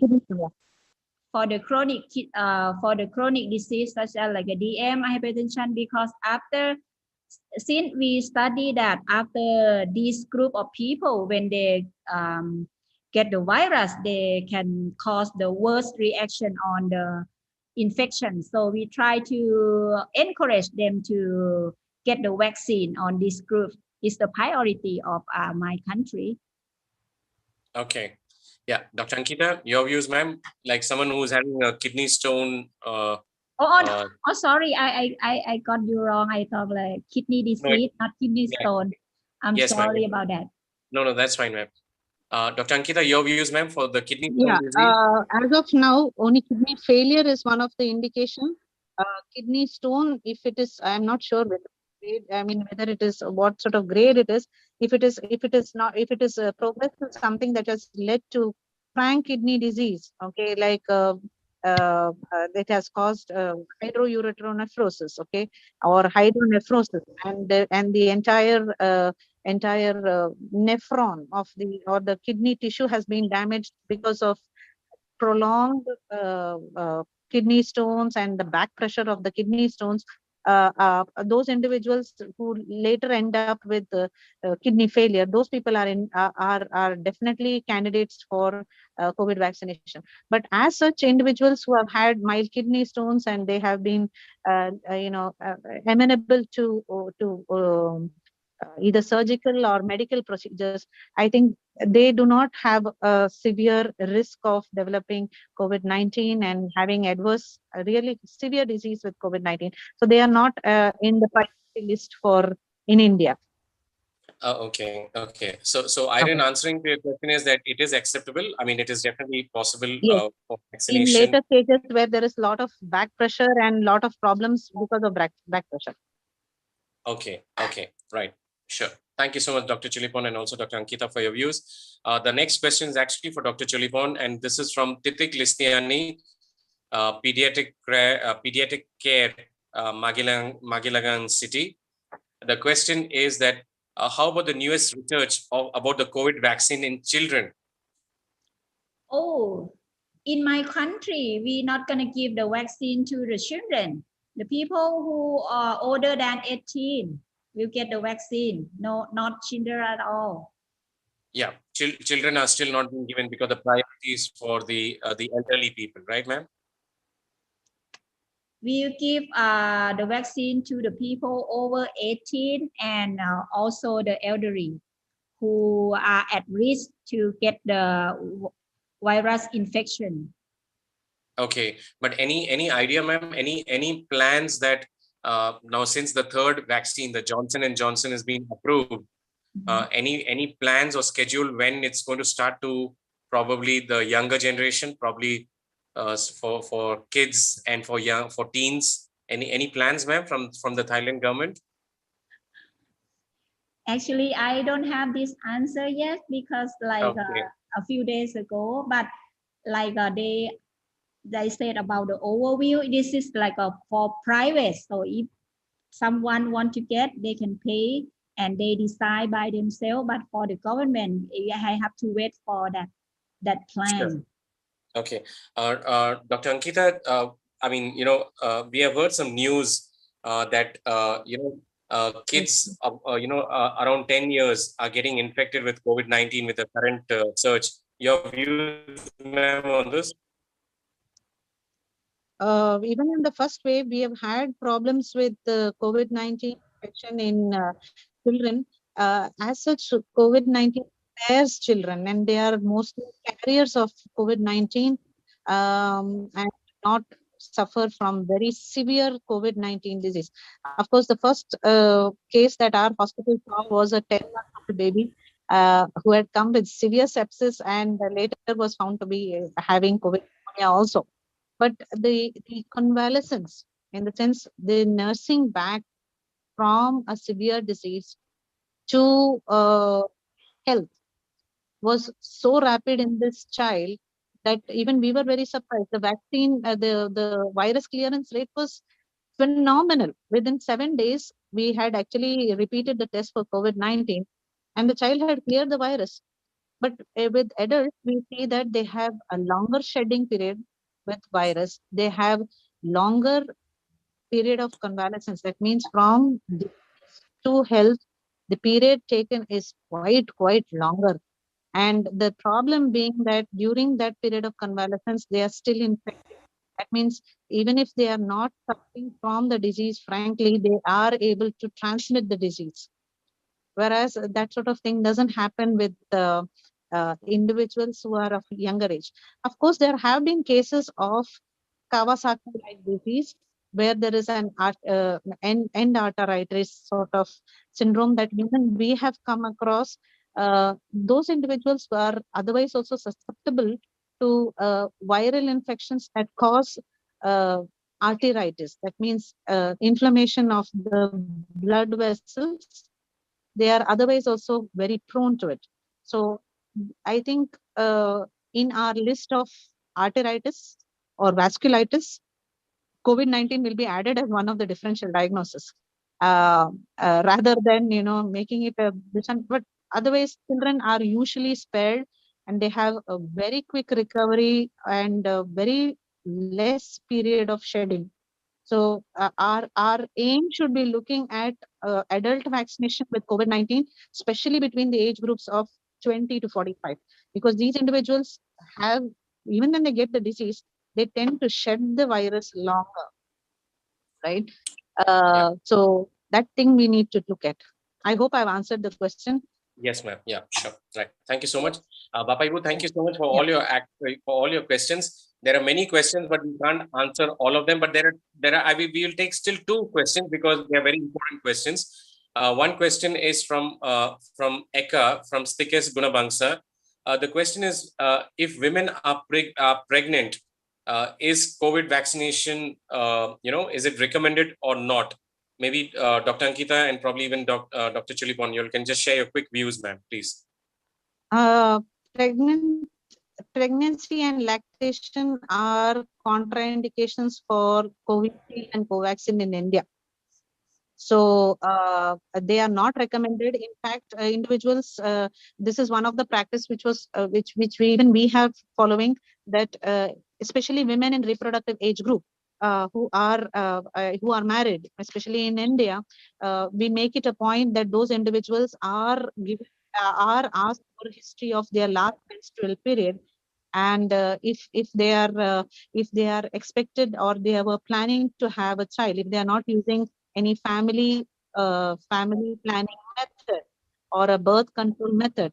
And these are the things, because we have had WHO monitors who have pointed this out time and again, saying that there have been instances where the first vaccine was administered and the lady later on was found to be pregnant, and we have to wait for 9 more months to know whether there was any adverse effect for the child, at least for 9 more months to know whether there was an adverse effect of the child, because these 2 vaccines have not been tested in pregnant and lactating women. The problem with lactating women, we do not know whether it is excreted or this vaccine related components have been antibodies or whatever, or the vaccine itself components have been expressed in the breast milk.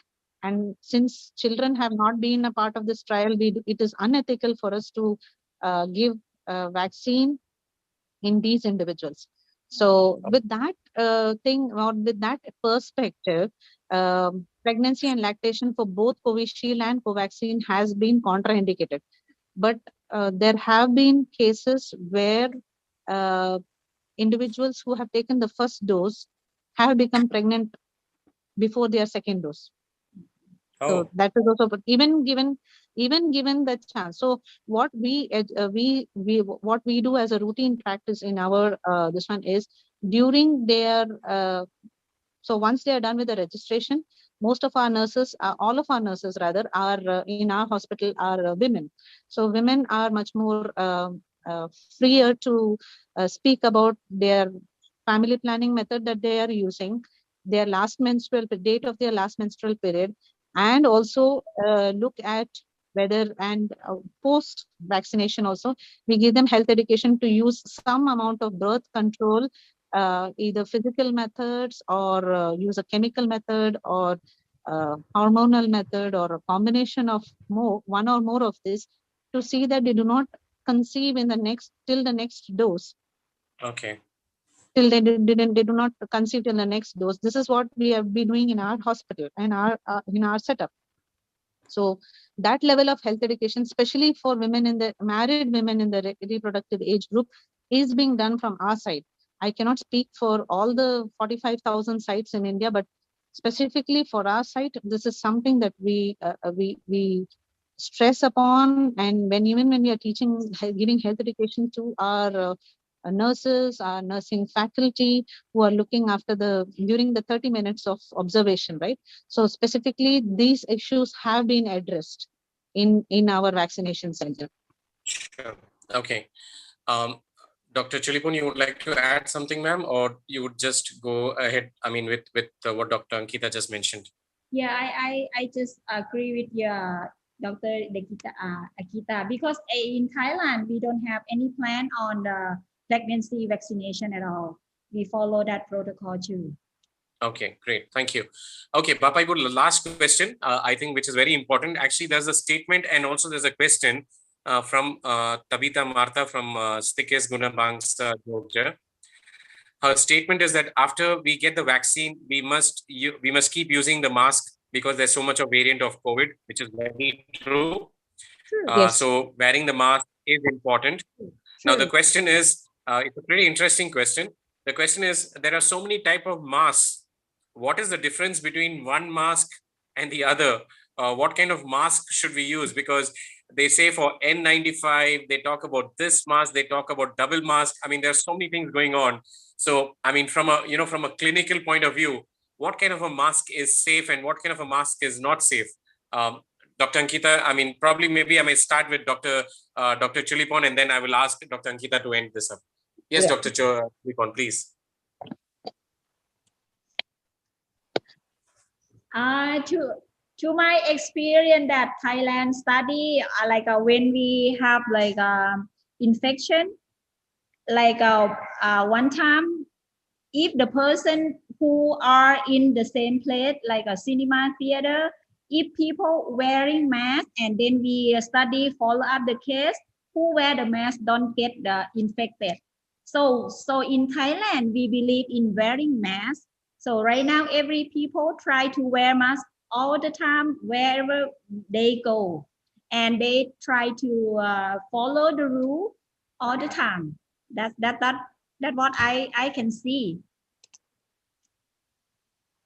Sure. But any kind of a mask, ma'am, is there any particular kind of a mask which is more safer than the other? Or it's a media hype which they say that you need to buy N95, which is quite expensive generally. I mean, any views, ma'am? Your views on that before I go to Dr. Ankita? Dr. Chulipon, any particular kind of mask recommended by the government of Thailand or not really? In my country, for the lay people, we use a cotton face mask, not even surgical mask at all. But it still works, I think, because we not in the very infected area, it might be need the other surgical mask. But for the lay people, we use just regular mask. Is still okay. Okay, so the regular mask is probably still, it works. I mean, it is still safe. Yeah. Dr. Ankita, your last views on this, ma'am? Yeah, my views on mask. Okay, so I think we have just completed a mask survey in India, and not surprising, we have less than 50% of our population wearing masks. So it's not about just wearing masks, it's about wearing the mask correctly. We need to really, disconnect ourselves from that thing that, just because I wear a mask, I'm protected from COVID-19. It is not at all. So if we look at COVID appropriate behaviors, mask is one of them. Yeah. Okay. So unless they are healthcare providers who are actually very intimately working with people who are COVID-19 positive, known COVID-19 positive individuals, N95 in India is not recommended. Okay, so other people in other OPDs as well, if they are not working with COVID-19 individuals per se, because we are a resource constrained country, we suggest a 3-layered surgical mask. So that is what is the current edition for healthcare workers. For lay people, since what we realized was that not only wearing a mask, but wearing a disposable, non-biodegradable mask was costing our environment so much. Our government came up with 2 or 3 layered home-prepared cloth masks, which are recommended to all. And it's not about the type of mask that you wear, but how you wear the mask, which is very important. We have seen people who wear it below the nose, on the neck, and more importantly, when they are talking to doctors, especially I've seen a doctor and the mask come down. So it's not about, it is not more than what type of mask. It is the etiquette that you follow with the mask. Yes. How do you dispose of that mask? If you're using the disposable mask, what are you going to do out of it? Are you going to throw it out? I mean, we very recently we have seen, because most of them, in fact, one of our papers which my students and I had done was on domestic biomedical waste. So masks are a big contributor of domestic biomedical waste. Okay, especially the disposable ones. So you can imagine everything in a country which with 1.4 billion people, it is going unsegregated, and individuals who are infected, in fact, who are rag pickers, who are picking up dust and dirt and garbage from people's house are getting infected simply because they are picking up the masks of individuals who may or may not have been infected, but everything is just mixed together. So it is not about what type of mask, but the etiquette that you follow with the mask wearing, especially with infected individuals in the general population and in areas where you're working, where you do not know what your risk is. So as per the Government of India recommendations, if you're working with COVID-19 infected individuals, known COVID-19 infected, you have to wear an N95 mask. Along with this, it is not to be worn more than 8 hours continuously, because then again the membranes become again porous. Again, you can get infected with COVID-19. So not more than 8 hours for an N95, not more than 4 hours for a 3-ply surgical mask. Cotton masks, what we suggest is that since they are washable, reusable, if they are wet with your sweat or for whatever reason, you need to change your mask. It can be within 2 hours. In the current city where from where I'm speaking, in Mangalore, it's about 42 degrees. Actually, it's about 36 degrees, but with the humidity, it's about, the real feel is about 42 degrees. So I'm right now sitting under the fan and sweating really very badly. So yes, India is a beautiful country with different terrains. So there are, at the same time, there are places where in India where it is cold, right? So they are not sweating, they are not having that problem. So they can probably wear their cloth mask for much longer time compared to me in this particular part of India where it is the tropics, and we are supposed to, so I carry 3 or 4 cloth masks with me if I'm going to the hospital side, if I'm going to visit patients. I do wear an N95 mask. So this is about the thing in India. Okay, right. So thank you so much, Bapaibu. Lot of questions. Thank you, sir. Yeah, thank you, ma'am. Thanks a lot.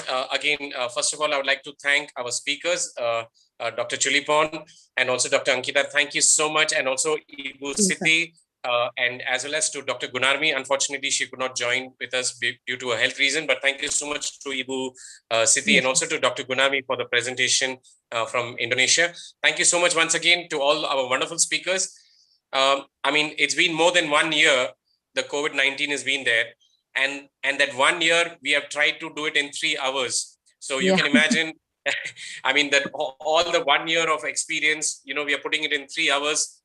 Honestly speaking, the duration of the webinar was only for 2 hours, but it's gone on for 3 hours. So I think, but yes, it's been very informative. I think it has been very knowledgeable. And our sincere gratitude goes to Ibu Vivi from Stikes Gunabangsa for taking this wonderful topic, which is called Fight the Pandemic with Vaccine COVID-19, a wonderful topic.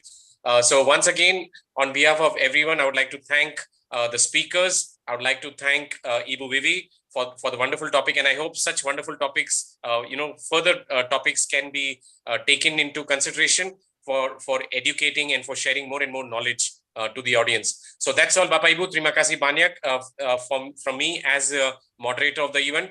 Jika ada kesalahan atau kekurangan, saya minta maaf, Bapak Ibu. But thank you so much for the wonderful participation and for so many questions which the speakers try to answer them. Right. May I now hand over the screen back to Ibu Nina. Ibu Nina, the screen is yours. Okay, thank you, Mr. Rafi. That was very interesting and awesome discussion, I think.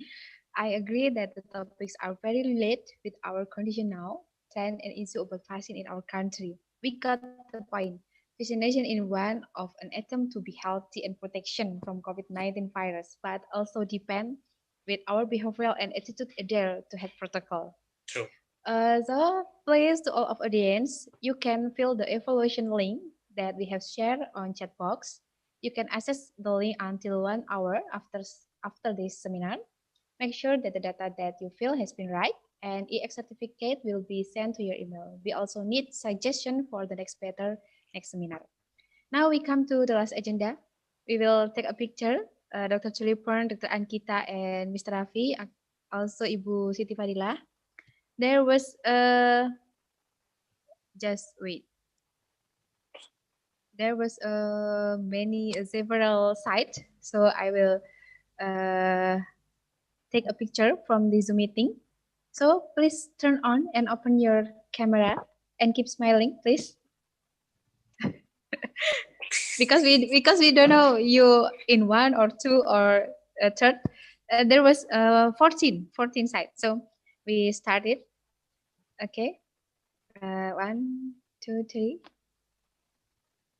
Okay, second.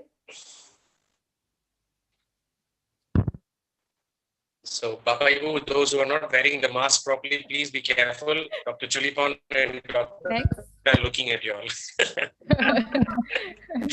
Okay. The third. Okay, the next.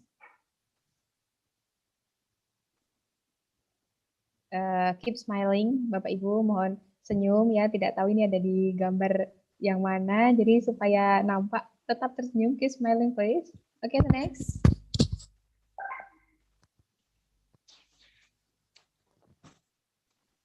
Ibu Lina, kalau mereka pakai masker agak susah Bu untuk dilihat. Maybe if you in your private room, you can open your mics a little second. Ya, maaf bercanda ya Bu, maaf bercanda aja. Tidak apa-apa Pak Rafi. Okay, the next. Now in 6. Okay. The next slide. Dr. Ankita, just to inform you, ma'am, in Indonesia, Yes, sir. taking photos is a part of the culture. Oh, So, that's a very important thing. It's very important. And believe me, so now it is now digital group photos or the virtual photos are being taken. Okay, the next. Dr. Ankita, just to inform you, Ibu Vivi, who who's actually from the founder, he has been to NITE. We have been to NITE. She has visited NITE, Yes, and we have been through the hospital, and we have also seen the institution over there. Yes, sir. The next. You're always welcome to India. Yeah, ma'am. Thank you. We have been there once, and definitely we'll be there again, ma'am. Sure. The fourth last site.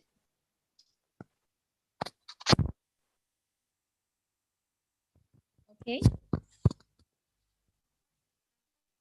All done, Mrs. Vicky? Not yet? Not yet. Okay, the next slide.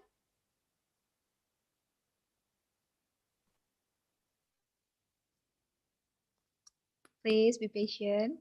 Keep smiling. Okay, the next slide.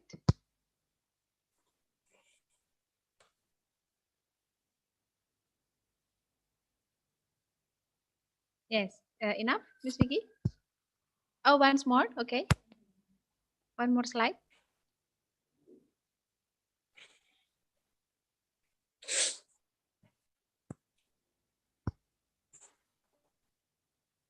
Yeah, okay. Thank you for Dr. Chulipon Piasut from Boromara Junani College of Nursing, Sawan Prakaraknakon Sawan, Thailand. Ibu Siti Fadila, SSTMkes from Stikes Muda Bangsa, Yogyakarta, Indonesia. Dr. Ankita Mirana Jacob from KSH Medical Academy, NITE Team to be University, India, for sharing information and knowledge which have given to us. It be useful for us. Also, Mr. Rafi Makhija, Director of TIE UPS International, as our moderator and make this seminar more wonderful. Dr. Wiwi, founder of Yayasan Pendidikan Guna Bangsa Yogyakarta, for your support to us. And thanks to all of audience that had participated actively in room meeting, also at Stikes Guna Bangsa Yogyakarta YouTube channel. This is the end of our seminar. One more time, I say thank you. Let's pray to our earth. We'll get better soon. Please keep healthy and safe, everyone. Don't forget to use your masks. If in guiding this event I made mistake or open someone here, please forgive me. Okay, thank you everyone. Thank you, Mr. Raffi, Dr. Chulipon, Dr. Ankita. Thank you for your participation Yeah. in this seminar. Thank you. Yeah. Thank you. Thank you, Pak everyone. Raffi. Terima kasih semuanya. Take care. Please be safe. Terima Ya, kasih terima kasih. semuanya. Ya, terima kasih Bu Bibi. Terima kasih ya Bu. Thank you Terima for your kasih. support ya Bu. Iya. Ya, sehat kan Bu? Sehat Pak Raffi, alhamdulillah. Sudah pergi kemana-mana. Hati-hati Bu, please be careful. Ini di India juga lagi naik Bu. India juga Oh cases iya. lagi naik. Iya, iya. Tapi vaksin sudah ya Pak? Pak Raffi sudah vaksin? Saya udah Bu, dos 1 udah Bu. Oh, oke. Good. Dos 1 Yes. udah, tapi di India sekarang Bu, itu udah hampir 55.000 per hari. Sekarang udah naik lagi Bu. Wow. It's a lot. Mudah-mudahan. I mean, in the peak in September, it was to 90,000. Dari 95.000, itu udah turun ke 5.000. Tapi sekarang udah balik ke naik lagi ya? 55.000. So, Naik lagi ya? Naik lagi. So, I think, as mentioned by Dr. Ankita, this is the third wave. So, it's again going up. So, but the vaccine is going on. Vaccine kan karena kita ada dua Berarti vaksin. di lockdown nggak India? Vaksin dari India sendiri. India lockdown nggak? Cuman Ibu Oli beberapa provinsi aja Bu yang lockdown. Oh. Iya. Parsial beberapa provinsi yang lockdown Bu, karena di sana kan casesnya lagi naik terus, so the lockdown ada di beberapa provinsi. Tapi yang lain mudah-mudahan tidak Bu. Tapi let's see how it goes forward. Mudah-mudahan tidak. Yang kasihan Eropa ya. Mereka kayak Jerman lockdownnya sampai tanggal 18 April. Betul Bu. I mean, economy is already bad and it's going to go worse Bu. I mean, with the current so. Oke, Pak Raffi, sampai ketemu Okay, di India ya Pak ya. Yeah. Want to go to India again.